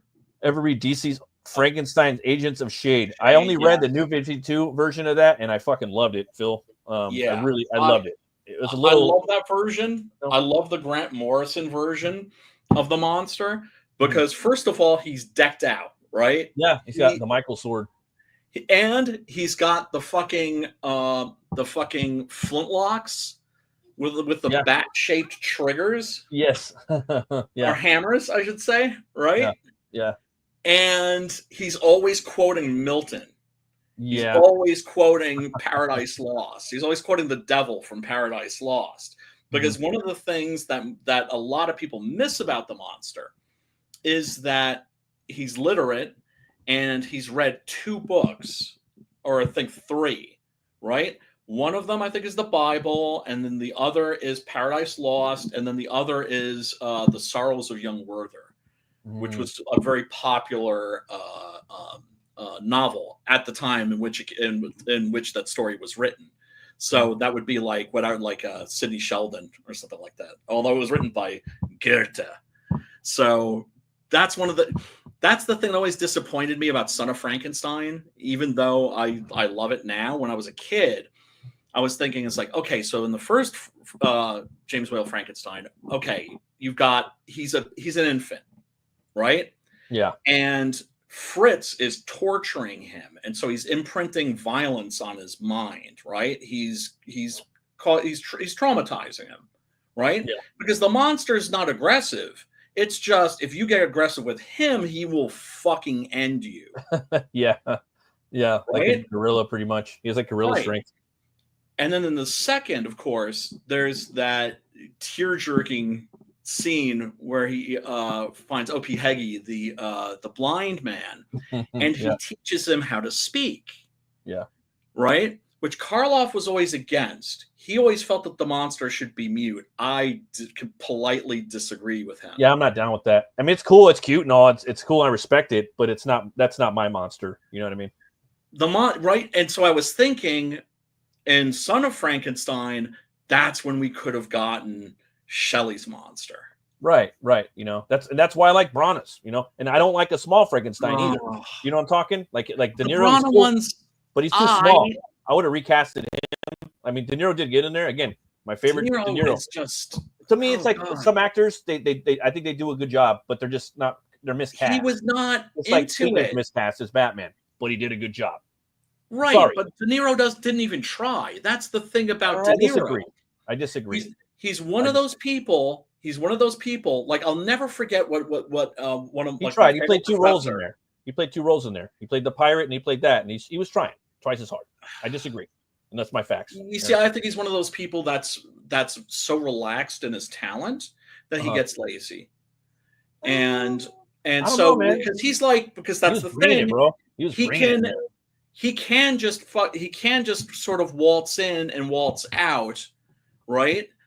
And he's like another guy like that was fucking Brando. Nicholson, Jack Nicholson. Brando, right? No, Nicholson, you could still tell when like he never seems. He's the Nicholson in every movie. Yeah, he's Nicholson in every movie, every fucking movie. Right, but he seems present, right? The way that like Pacino's like that too. Although Pacino actually strikes me as somebody that still tries to get better. For me, he gives it. Pacino's the guy that I respect the most out of them. I agree where you're coming from with De Niro. You feel like he's chilling. I feel like he's just like not with that, but like always agree. Like to me, he was like giving it like fucking really trying in there. You know, maybe but I understand. What he reached you, but he didn't reach me. No. And the thing is, it's like he usually he's playing like a laid back role. Like again, Cape Fear. He brought it in Cape Fear. He brought it in Cape Fear. He brought it in Cape Fear. He always brings it in the Scorsese movies. He brought in Cape Fear. I believe he brought it in Braun and Frankenstein. You know, but it's like he was totally miscast. He's tiny. That's like not the monster to me. He's like 7 feet tall. You know, they were going for a big name. They just wanted a big prestige name so that the movie would be taken seriously. Sometimes. Meanwhile, Hollywood will or like the Academy, for instance, will never ever respect horror. It's a genre that, even though now it's the only thing that's keeping them afloat, will Right. always in their minds be thought of just one notch above pornography. I wonder if the actor is gonna, because Guillermo likes to. I wonder if he's gonna let the guy do the voice. You know what I mean? It sounds. I don't know. I haven't heard the guy deliver any dialogue. He sounds good. You know. Oh my God, like, dude! He's kind of like a model. The guy that got. He's a big old 6'6" guy. You know what I mean? Yeah, So yeah. I don't know. He looks perfect. So for the hopefully he'll role. have the physical presence. He does. He already does. Like Right. From what I've seen. But right. De Niro is like a little dude. Right. Yeah. Because you want the monster to be somebody that's physically imposing, or in the case of Karloff, he was just very gaunt and sort of tall and bony. And then, of course, they gave him those Kiss boots. Yeah. The high rises. Yeah. The Frankenstein platform. Yeah. Boots, right? The cruisers. Yeah. And they also put him in a jacket that's like 2 sizes too small. Right. You get the wrist sticking out and everything. Yeah. And then he had a bridge, I think right here. Right. And what he did was he took it out, and it would make his cheek look sunken in. Yeah. That's brutal. Yeah. That's right. Cool. I didn't know that. Yeah. Karloff really held that performance, held the monster very close to his heart. It's hard to break from that look too. It looks so good. It's so iconic. It looks so good. Like it's so iconic, right? And it emphasizes the notion that Frankenstein is not a surgeon. Do you know what I'm saying? What up, Jade Ollie? I think Jade Ollie's onto something. And so he's like James White. There's a scene in Gods and Monsters. If you haven't seen that, brother, you have. If you're a friend, and certainly any Frankenstein, if you haven't seen Gods and Monsters, that's a movie that was actually almost like was going to cease production. And guess who came in and saved it? It was fucking Clive Barker. Was it Ian McKellen and that other guy? It's with Ian McKellen and the guy from the Mummy movies, Brendan Fraser. Brendan Fraser. Yeah, I never seen that movie. I never watched it. Oh, it's amazing. It's thinking about Apt Pupil. Apt Pupil. Remember Apt Pupil? Which one? Apt Pupil. Apt Pupil. Yes. Yeah. From ages ago. Yeah. I saw a little. That one was decent. That was weird. It was okay. Yeah, it's based on a pretty obscure. I gotta check out Gods and Monsters. Pupil, yeah, the Stephen King story. King one, right? Yeah. I got something for you, Brian. I think you might dig this. What you got? What you got? The Frankenstein one. Oh wait, no, you might actually. You're not gonna dig it, but I'm gonna show it anyway for the guys. What is it? Well, because you gotta get put up on it. You're not put up on it yet. You're slacking. Put up on what? You're slacking, homie. I'm gonna put you up on it though right now if I haven't already. Okay. All right. It's all good. You're slacking, dog. It's all good. Sight. Somebody once told me you have to go through hell to achieve resurrection. Hallelujah. Dexter, it's like seeing a ghost. Chief Bishop told me that you were alive. She said that you were the Bay Harbor butcher. So much for the happy The reading. sequel series. What better place to hide? It's the greatest city in the world. Where nobody knows who you really are. He's a really underrated actor. Don't see him in a lot. Peter likes to own things. Time to meet the man of the manor. Welcome. I cannot express how excited I am to meet you. You really like serial killers. I pride myself on finding the best of the best in every field. Let's show and tell, baby. So there are others. On their way. Only in New York. It's a serial killer party. Tonight's the night. Is this a series? Invitation delivered. Dude, they should have just done this as a movie. This is the dark path you're going Nah. Well, because you'll take as much as you can get. I get Be it. careful, son. I'm tired of being careful. That's his dad. Yeah, I know. Like I said, I've seen like 2, maybe 3 episodes. What do you think? Oh, okay. Yeah, it's coming out on my birthday. That and Superman. I'm like, I'm definitely gonna watch Dexter. I don't know about Superman, but I look. The trailer gave me the feels. All of the trailers for Superman gave me the feels. Okay. Right So he's now, gonna give it a chance. He's gonna give it a chance. you got to give it a chance. Dude, I called this, bro. I called Yeah. it. I said Peter Dinklage is gonna have like a fraternity of serial killers. He's probably gonna have to pick them all off. And I have it on this show. I probably predicted it like 3 or 4 times. So I said right, because he's like a vigilante serial killer. He's like he's a right. He's a So he's vigilante just that like, well, kills- now you. So they're like, hey, come party with us. You're one of us, and he's going to be like, no, you all need to go. Yeah, you all need to go. And I was like, they're going to John Wick this shit. They're going to John Wick it. He's going to find a fraternity of serial killers that are ran by a fucking elite group of people like Hostel, where there's going to be like there's going to be cells all over the globe. So you'll probably get Japan. Next one will be probably Japan. That'd be fucking depraved sick. motherfuckers. Yeah, maybe some like fucking a ninja one, and then maybe like a samurai, like, or at least kind of like, you know what I mean? That would be sick too. Well, why not get crazy? Well, that's the thing.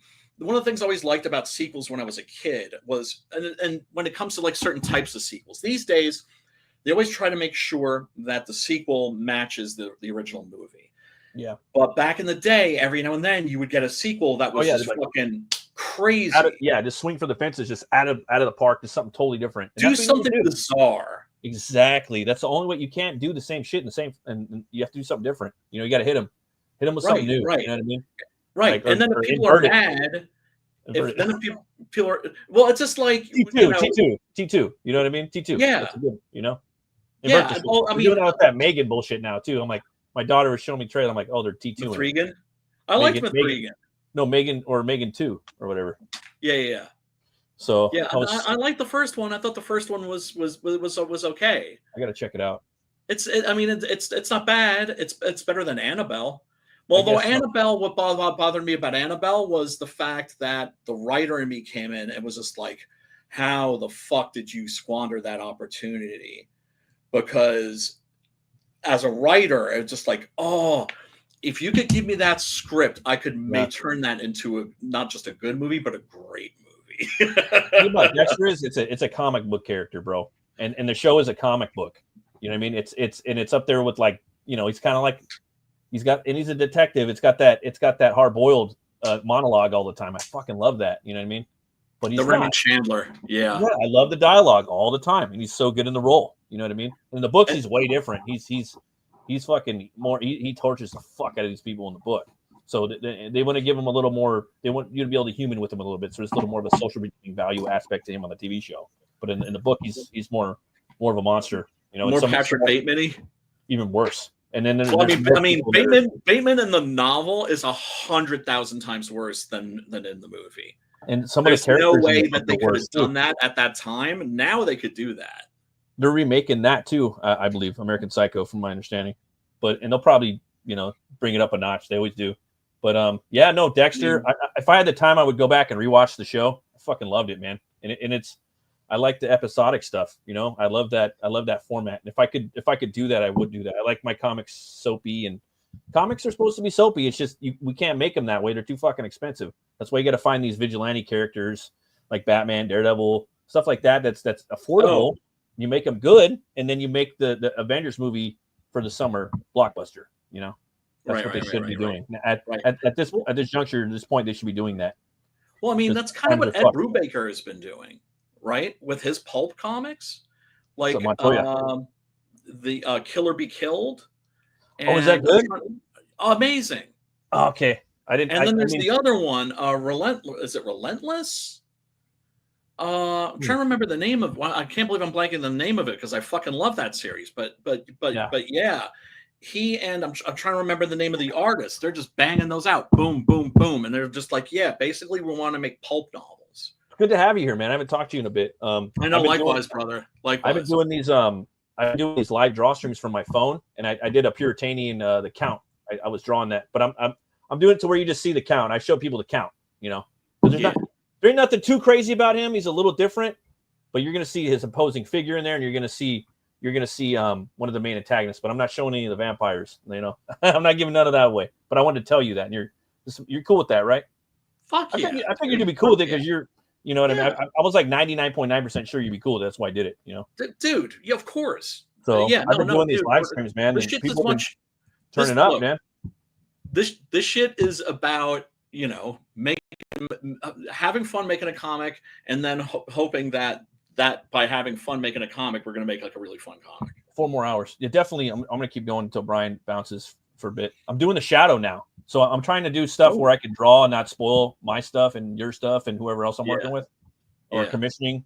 So I'm like, oh, I'm going to start fucking with some pulp. So I got the shadow, and then nice. I'm just doing stuff from thumbnail to sketch to inks. Nice. So, but it's been fun, man. People have been turning up to my little draw streams.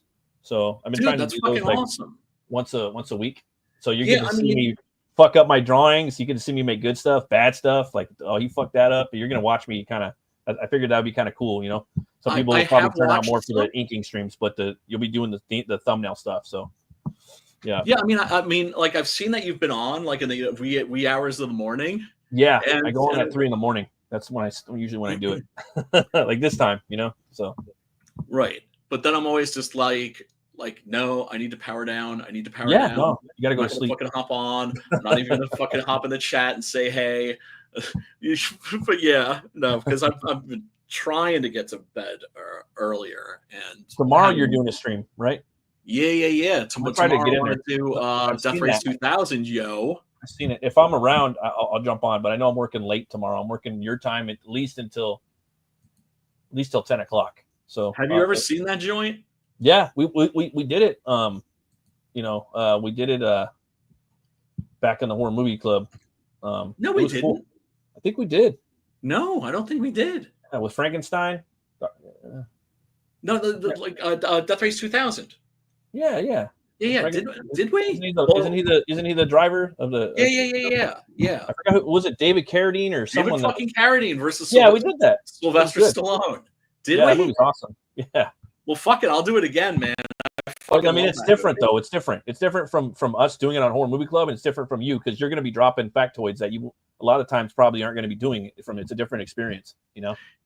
Well, yeah, and also just like I wanted to do that one because the last one I did was Rollerball. Yeah, they kind of coincide with that, dude. You should do a whole fucking series of those, bro. You should do Running Man next, and they're remaking that.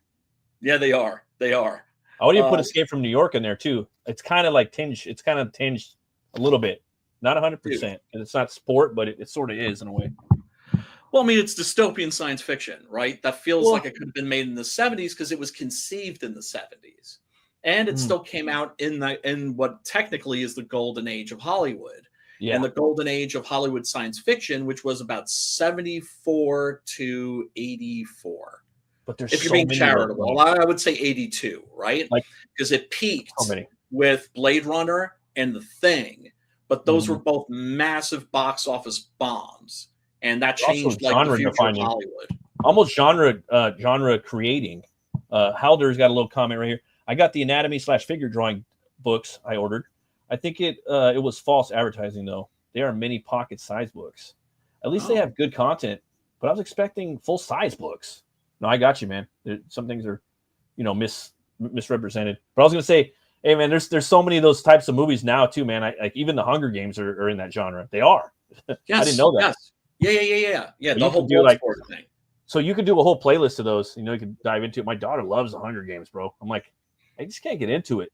But I get into Escape from New York. I actually like the second one. Oh, you did? The first one, because here's the thing. I had to watch those because I thought to myself, like, this is some subversive shit. And the fact that they're making it super duper duper mainstream is itself kind of fucking subversive. Right. I see what you're saying. Yeah. Do you know what I'm saying? So I was like, let me give the first one a chance. I watched it and I thought it was passable. It was watchable. And then I watched the second one and I really enjoyed the second one. And then like the third and fourth ones I thought were dog shit. Huh. Okay. Yeah, I just couldn't. I just could never connect. And then you should do the remake. I like the second one.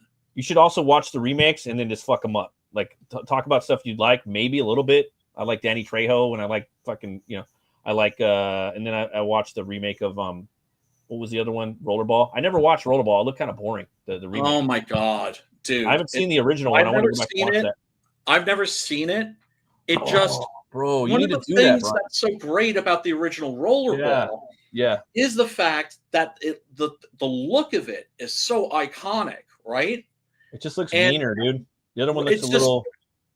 It looks like an extreme sport. It's extreme sports. Kind of different. It looks like I'm watching. It's not a blood sport. Remember that movie X with fucking Vin Diesel? That's how like the vibe I got from it. I don't know why. The way it was just kind of shot. Exactly. That's what it was designed to do. It was designed to tap into that whole extreme sports zeitgeist. Not playing in there and shit. I was gonna say, and dude, fucking guzzling kids, guzzling Mountain Dew and fucking Tony Hawk and that sort of shit. Yeah, the rock stars. I was gonna say, man, like ever since I've known you, you always talked about your millennial buddies, that maybe you should do a combo. You got Texas Chainsaw Massacre, the original, then you got the remake by Michael Bay. You got the Rollerball, then you got the remake. Like you should do like Marcus Nispel, actually.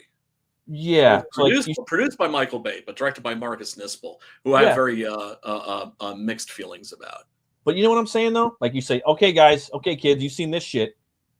Now watch this one, and then you could talk about the differences between the two and why the original is superior most of the time. You know what I mean? I think that would be great. I haven't seen too many people do that on YouTube. Oh, that's a good idea. You would be great at that, actually, man. Because a lot of people are like, "Why don't I go watch the original when I go? Why go watch the thing? Because I've already seen the John Carpenter one. That's a good one, dude. Like most people would not go watch the original thing just because John Carpenter. Look, I've got this friend. I got this friend. I got this friend, and he's my boy. But the fact that he went to see the RoboCop remake instead of watching the original. Well, it's hard though. They get you in there. They're like, we got Gary Oldman, but at least watch the fucking Samuel Jackson. We got Jackie Haley. We got Michael Keaton. You know what I mean? Right. That's fine, but like, really, you're not going to watch the original. It's a fucking classic. Yeah. But he couldn't deal with it because he's of a mindset where he can't suspend his disbelief. If he sees anything that wasn't made in his own time, it just seems weird to him. Because I mean, RoboCop has a timeless feel to it, even though it's in the 80s. Yes, it's a fucking feels classic. like you're watching a documentary in the 80s because it looks so. It's the best movie ever made, in my opinion. It's my favorite. It's my favorite movie. Again, tied with Dracula and Conan. It's up there with Blade Runner and Metropolis in Brazil. Like I can rewatch that. Like I'll literally like, out of the fucking way. Yeah, like if it's on TV, I'm gonna push fools over and I'm gonna sit down. I'm not too busy and I'm gonna watch. It's smart science fiction and it's comic book awesomeness. It's biblical, bro. It's the whole Lazarus thing. It's also the Christ resurrection. It's one of those stories like Swamp Thing or The Crow, where the hero is transformed by death. Yeah, exactly. With like Butch Cleaver. Yeah, yeah, and of course, it's all about identity. That's what drove me crazy about RoboCop 2 was that they fucking rolled him back. Yeah, right. Where at the end, he's not RoboCop. He's Murphy, right? He's not their thing. Yeah. Right? He's affirming his identity and claiming his identity as a human being, as a man, right? Yeah. And then in the second one, he's RoboCop again. Again, yeah, they took a step back. And Miller got in there. And let me take my take at it now. They fucked that up. Nice shoot, son. It's still fun. It's still a fun movie. He's like, Murphy. I love that shit. Yes. It's just, it's like, I don't know. It gets me in the feels every time he walks into his house, and yes. Something I really got to tell you something. I love you. And he just like walks right through her like, oh, that shit fucking gets me every time. Yeah. And the music by Basil Polidoris, it's so good. It's like, again, one of the best scores. And then again, he nailed Conan the Barbarian again, and everybody's loving it now. Everybody's drinking the thing, they're drinking the Conan Kool-Aid, the RoboCop. Everybody came around.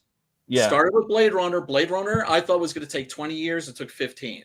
Yeah, and it's like I'm not going to go back on like these are like probably the tightest fucking movies ever made. Like I don't really like. There's some that kind of get close to certain things, but it's just like they just check too many boxes, man, and they kind of hit too many of the things that I really like. One of them, it's weird that really kind of sticks with me a lot is Batman. That movie stuck with me a lot. I watched that movie a lot when I was a kid.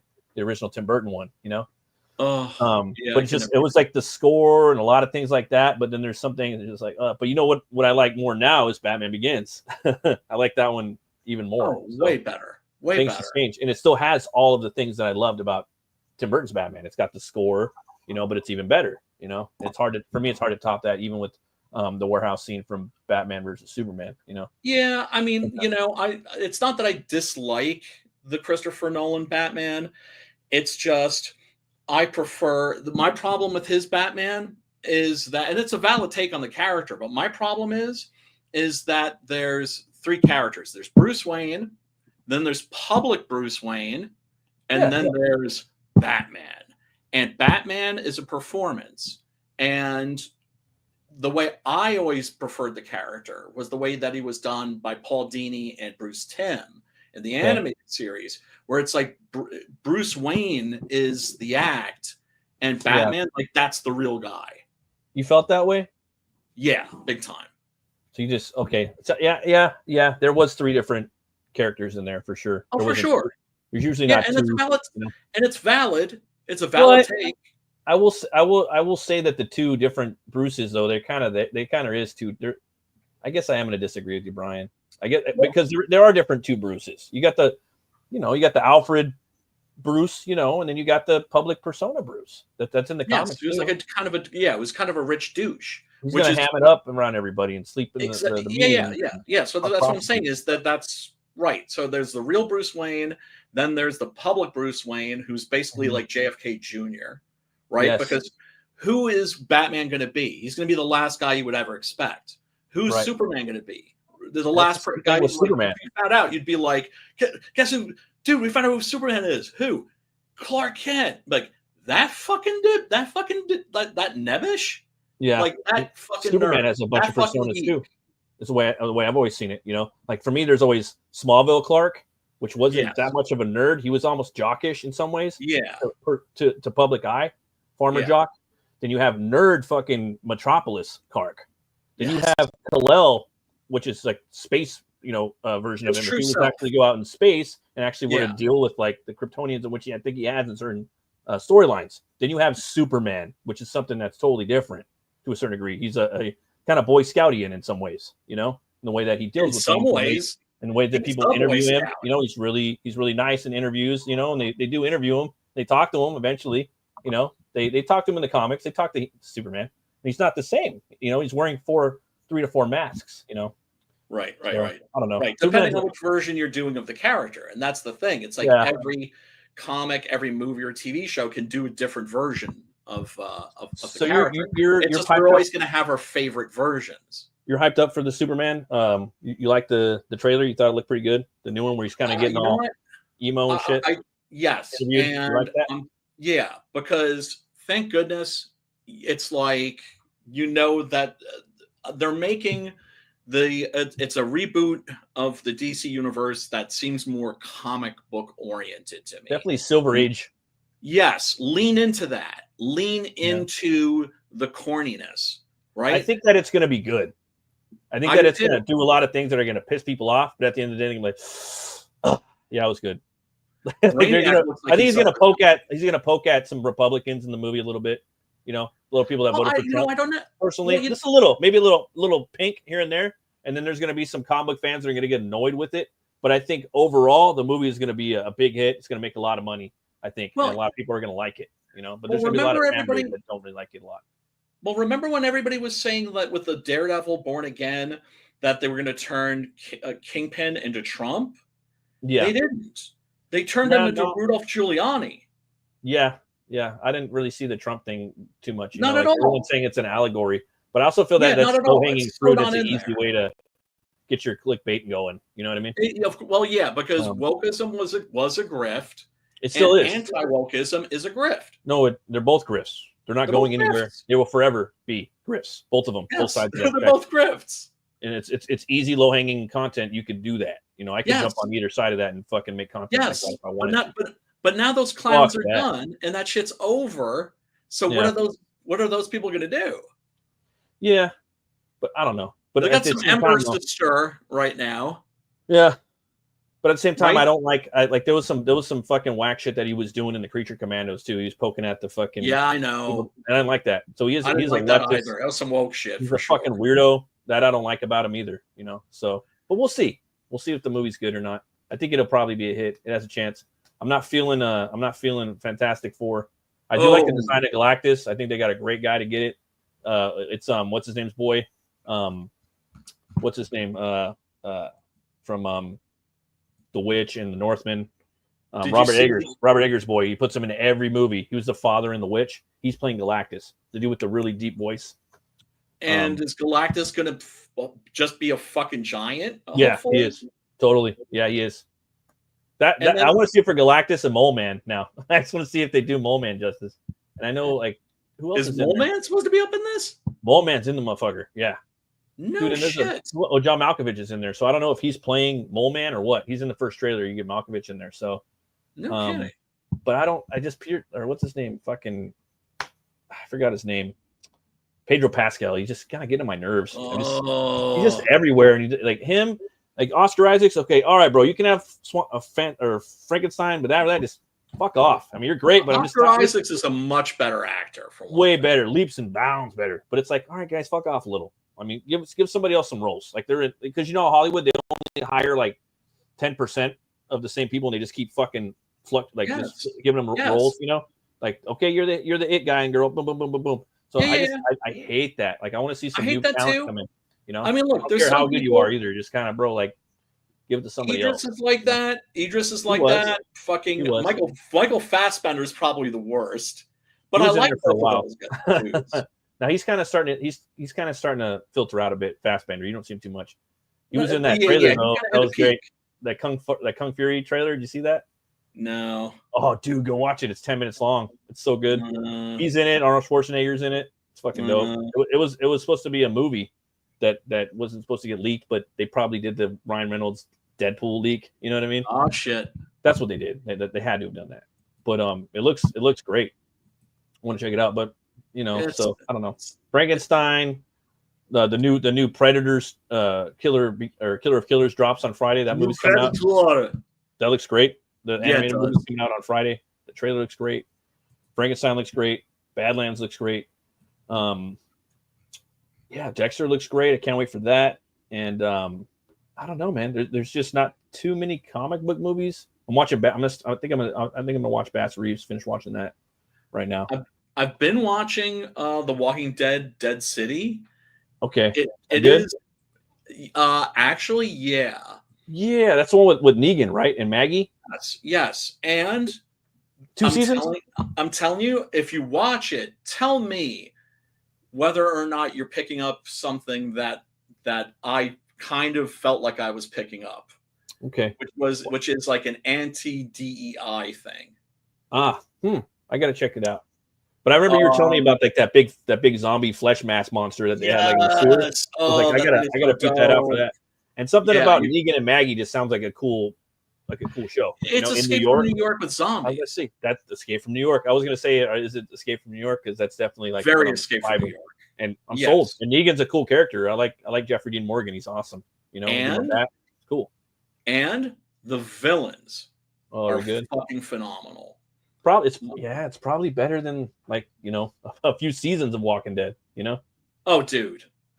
I mean, The Walking Dead, as far as I'm concerned, was pretty much dog shit after season 1, right? Yeah, I got up to season 9, and I'm gonna go back one day and finish it, but I just can't right now. But I am down to check out this one and then maybe the Daryl show. But there was just something about it, I just couldn't. I don't know, man. My favorite character though was the because I only read like the first 6 issues, so I never jumped into that or Invincible, right? Because it's just I'm a completist. I like to get them all, right? And so I never wanted to jump in at any time. But the Governor was based off of Tom Savini. I always thought he looked like a cool design. And then when the show came out, he was totally a departure from the Governor. From he wasn't the biker, like looking like Tom Savini, all that shit. But I actually liked the Governor character on the TV show because I hadn't read the comic, But I liked him. I don't know if he was better in the TV show or if he was better in the comic. Better in the TV show. Was he? Yes. Okay. Yeah, that guy was a great actor. I think is the actor. Kind of got like that younger Liam Neeson vibes off that dude, Yeah. He was much great. Better character. Favorite character, best character in the whole show. For me, it was like, I like the Governor. That dude's got his shit on point. That's the way I would be running the shit if I was there. the way that oh yeah, Negan's help too though. I like me some Negan too. He runs the ship for you. Yes, I mean, well, the main reason you watch it is to watch Jeffrey Dean Morgan, hopefully being very Jeffrey Dean Morgan-y. Yeah. Right? Because that dude's just awesome. So cool. Yeah. But there's a villain called the Dama, and the actress who plays her does the best crazy eyes I have ever seen. I want to watch this tonight now. And there's not that many episodes, right? It's like 6. No. She does the best crazy eyes. And when you find out the character's origin, it's perfect. She was in the old world. She was a theater critic, and I thought that was brilliant because I always thought, like, gee, being a movie critic, oh, I could do that. That'd be great because I could give my opinion, but it's not going to affect whether the movie's successful or not, right? But theater critics shut shit down. They literally decide the life or death of a play. Or a career. Or a career. Know, like, yeah, he's going to be a porn star now. Like back in the 70s, right? Yeah. And so it's like, that's why like plays will open and close like within a week. Right? Okay, that's what happens to the Frankenstein play that was in the 80s that actually had John Carradine in it. That's what happened to the Carrie play. Dude, David Carradine's in Dexter. You know that, right? Who? David Carradine. Is it David Carradine? David Carradine died years ago. No, not David Carradine. The other one. Not Richard, because that's from Revenge of the Nerds. Keith Carradine. Keith Carradine I love that dude. He's great in Dexter. He's great in there. He just has a great, you know what I mean? Like he just like a cool character that you really respect, you know, in there. And he's never, you can never really figure out what he's there for, like what's the point, but he just really does it, you know. He's great in there, dude. And Ray Stevenson's in there, bro. Ray Stevenson's in there. He's in like season 6. Great character too. Yeah, rest in peace, Ray. Lithgow, bro. Tony Goldwyn. Dude. Tony Goldwyn's in there. He does a great job. I think Tony Goldwyn's a good actor too. I feel like he doesn't get enough work. I know that he's like rich and he's part of the Metro Goldwyn Mayer MGM, you know, family. Yeah. But he doesn't. I think he's great. Like I like him in Ghost, obviously. I liked him in Dexter. I liked him in the remake of Last House on the Left, even though the original was like totally scary and better. I liked him in The Sixth Day. I thought he actually stole the show at the end of the movie with Arnold Schwarzenegger, you know, and he's Tarzan too. Disney's Tarzan. Is he? But, yeah. And then Tony Hawk did the whole like surfing on the tree trunks or whatever. But he's the voice, and he looks like him too. But yeah, he's a good actor. There's like a lot of actors out there, man. They're kind of been around. They don't really get a lot of big roles, you know. But they have these kind of little moments, you know. Yeah, I mean, as long as they're getting steady work, I'm sure they're happy. I think that it's cool. Like if you get like Jeffrey Dean Morgan, he never got like that one role, but he's got his hand in so many roles, like so many franchises now, bro. He's done more comic book movies than anybody. He's got to be in the Guinness Book of World Records for more comic book characters, you know, just appearing. Oh, for sure. Because people also forget The Losers, which was a good movie. Losers was the first thing I had ever seen him in. That or some like love movie, and you know he was always getting confused with Javier Bardem because they look like brothers, you know, or they look like the same actor sometimes.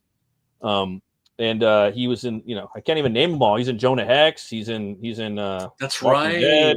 He's in Batman versus Superman. Like I'm just talking about little appearances. He pops up. He's in Invincible season 3 now. He plays the villain. Yes. He's fighting Glenn. He's like, yeah, I'm gonna let Glenn get his payback. That's why I did it. And he's in dude, I can't even name them all. Like there's so I didn't even think about that. I think it's probably like 10 comic book characters he's played.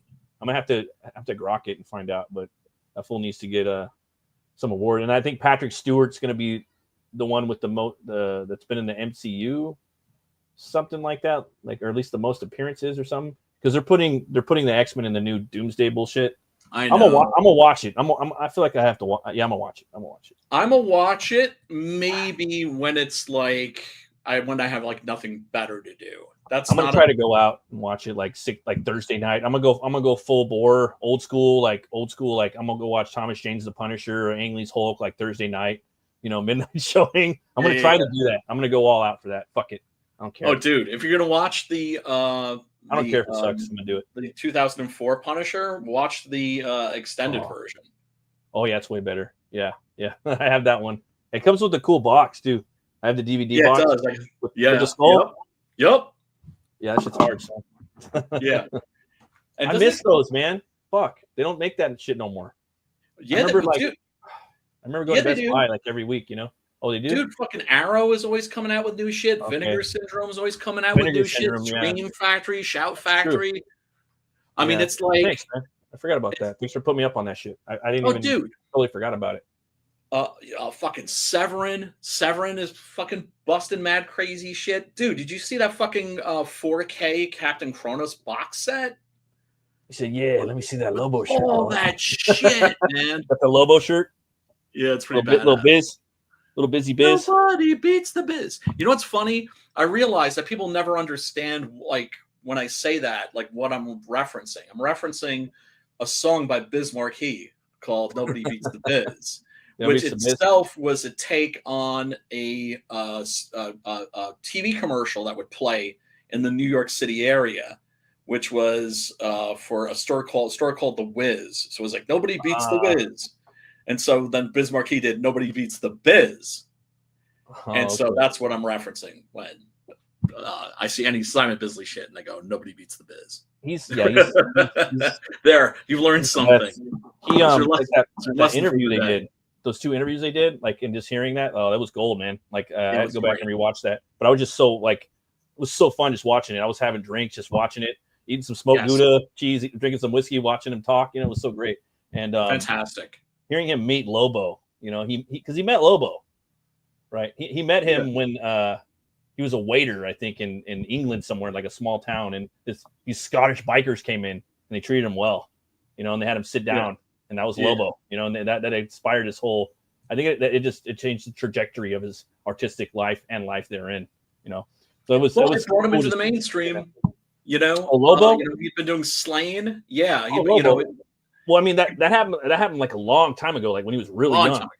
So he met the biker culture, and then just like the chief, like the sergeant, not the sergeant at arms, but the main, the leader of the biker gang, Yeah.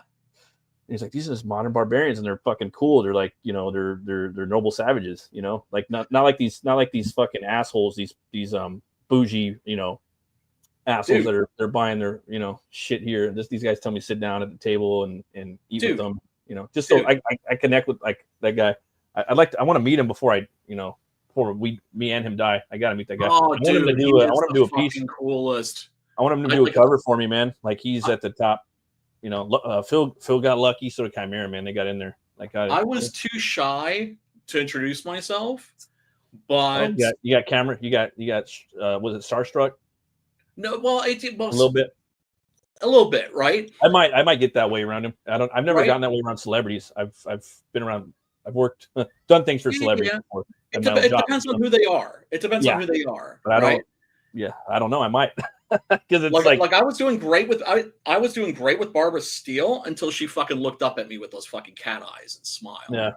Yeah. And then I was like, bah, bah, bah, blah, blah, blah, blah, blah, blah, blah, blah, blah, right, like a little kid again.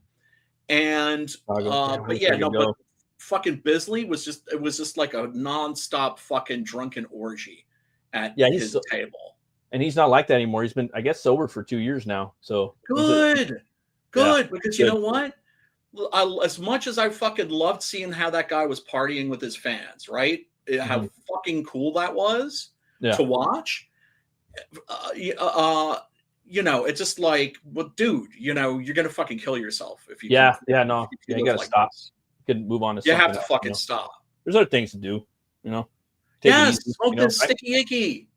Yeah, you can do that too a little bit, but don't do that too much either. Everything in moderation. You know what I mean?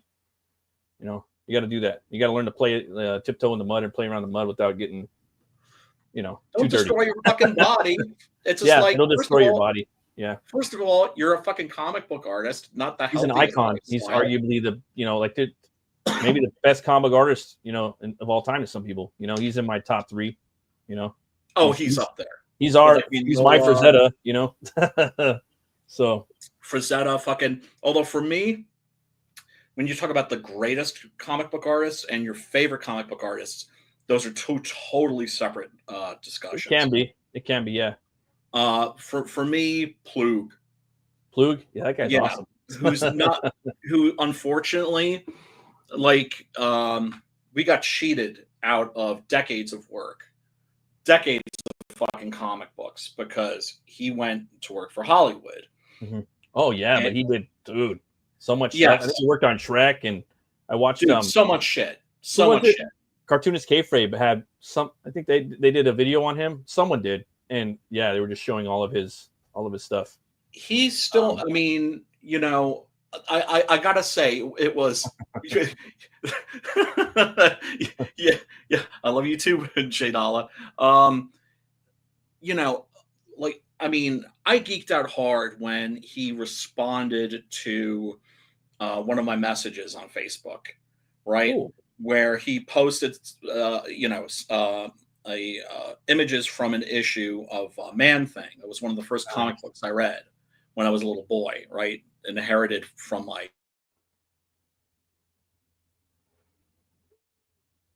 Damn, son. And I just wrote, I literally can't imagine my childhood without this comic. Oh, okay. And he wrote back and he was just like, oh, like thank you so much. Like, that means so much to me. And I was just like, there it is. Right? There it is. Oh, yeah. Yeah. I mean, like, imagine if someone told you that, Brian. That's what you hope to do when you're a comic book creator. Is you hope to touch a soul the way that yours has been touched by someone else. That would be crazy. That's the shit, right? We were talking about like Pete on here, you know, and going to be preaching this. It's like, as comic book fans now, we got to really be influences on people that don't like comics, because everyone thinks of it as like a childish medium, you know. They don't take it serious. And I say everybody because it's the majority of the populace. So even though I think for it to come back hard, like, people need to start scooping it up more than manga, you know.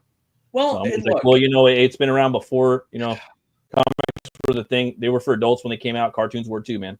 You know, they were way before kids picked them up. So maybe it takes a while for people to kind of to get into it. I think they need to read like 3 books, and those 3 books have to be just like designed for them. You know, like, they need to be within their tastes. And it's hard. It's hard to find that book to really like, oh, okay, these are cool. I get what you're saying now. It's like a different form of media. It's like a video game or a movie or a book. Yes. But they can't grasp that. They're like, oh, it's just a book with pictures. I'm like, no, it's not that. Yeah, but here's the thing: the manga, the manga kids, the Zoomers that just like live on fucking manga, that made manga like the hugest thing ever. Mm-hmm. I mean, comic books have never been more popular in the United States than they are like right now, probably because of the success of manga. It's just they're not reading. There's more people are reading comics than ever, I think, but I could be wrong about that. But I think it's more people than ever. It's just they have zero interest in American comics, French comics. They just want manga. But when they grow up and they get older, they're going to be more open to the idea. Once they hit their 40s and shit, you know, of animation and comic books, right? And then what are their kids going to be into? There is an audience too that are coming in to American comics, but I don't think that like a lot of them they're coming in with Absolute Batman and Battle Beast because of just because of social Battle media. Beast is a lot, dude. Yeah, and Battle Beast is fucking dope. But it's like you gotta keep them, you know. So there's that, and then you got the whole fuck up with Diamond. So Diamond couldn't have came at a worse time. The downfall. Like, there's actually, you know, there's a lot, that whole TikTok audience. There's a lot, dude. There's a lot of people that like youngsters getting their pull list going and stuff. But it's like Diamond. I don't know the details of it. I have to talk with the LCS tomorrow. I'm gonna call them and see what's going on with that. Because there's some books I want to put out there, man. I want to get that. Mine like shut down. Yeah. Well, one of mine doesn't even order books anymore. Like, they didn't order Conan no more. I'm like, well, fuck, when am I going to get my books? You know, so I got to go to another store because they wouldn't, you know, maybe I'll come back here later and touch base with you guys. But now you're in the same fucking hellscape that I'm in, where like, dude, you know how much of a fucking I had trouble watching those fucking Conan comic reviews that you were doing because I was just like, Yeah, like I need that. You can't have it. You like, could buy them off the site, but trade it's paperback. expensive. Fuck. Yeah, you could buy them off their site, but it's expensive. But I don't know because I don't know. I think you have to. Yeah, I don't know how to master the site. I got to go check it out. But it looks like you have to order each book singularly with shipping. You know, I'm like, fuck that. Off Titan's website, I'm not gonna do that. I'm not gonna pay $10 per book with shipping. No. Fuck that. So I'm like looking for I would rather even buy it off an online comic store where I bundle like a bunch of issues every 6 months or something.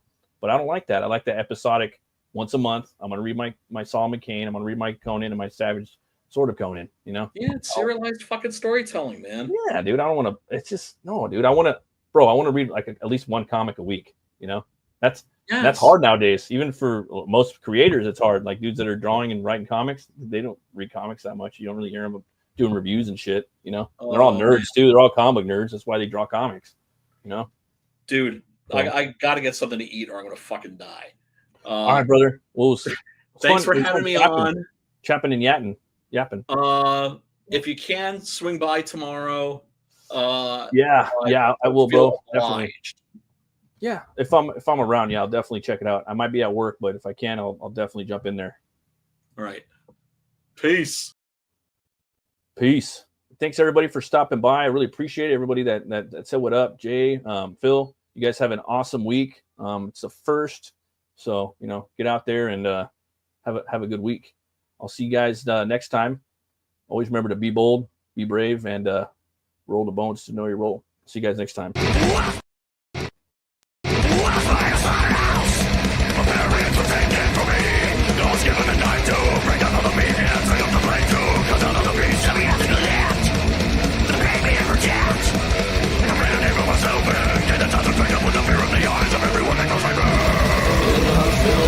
Ghost still entering my body from all sides. I awaken from my own cocoon inside a skeletal void.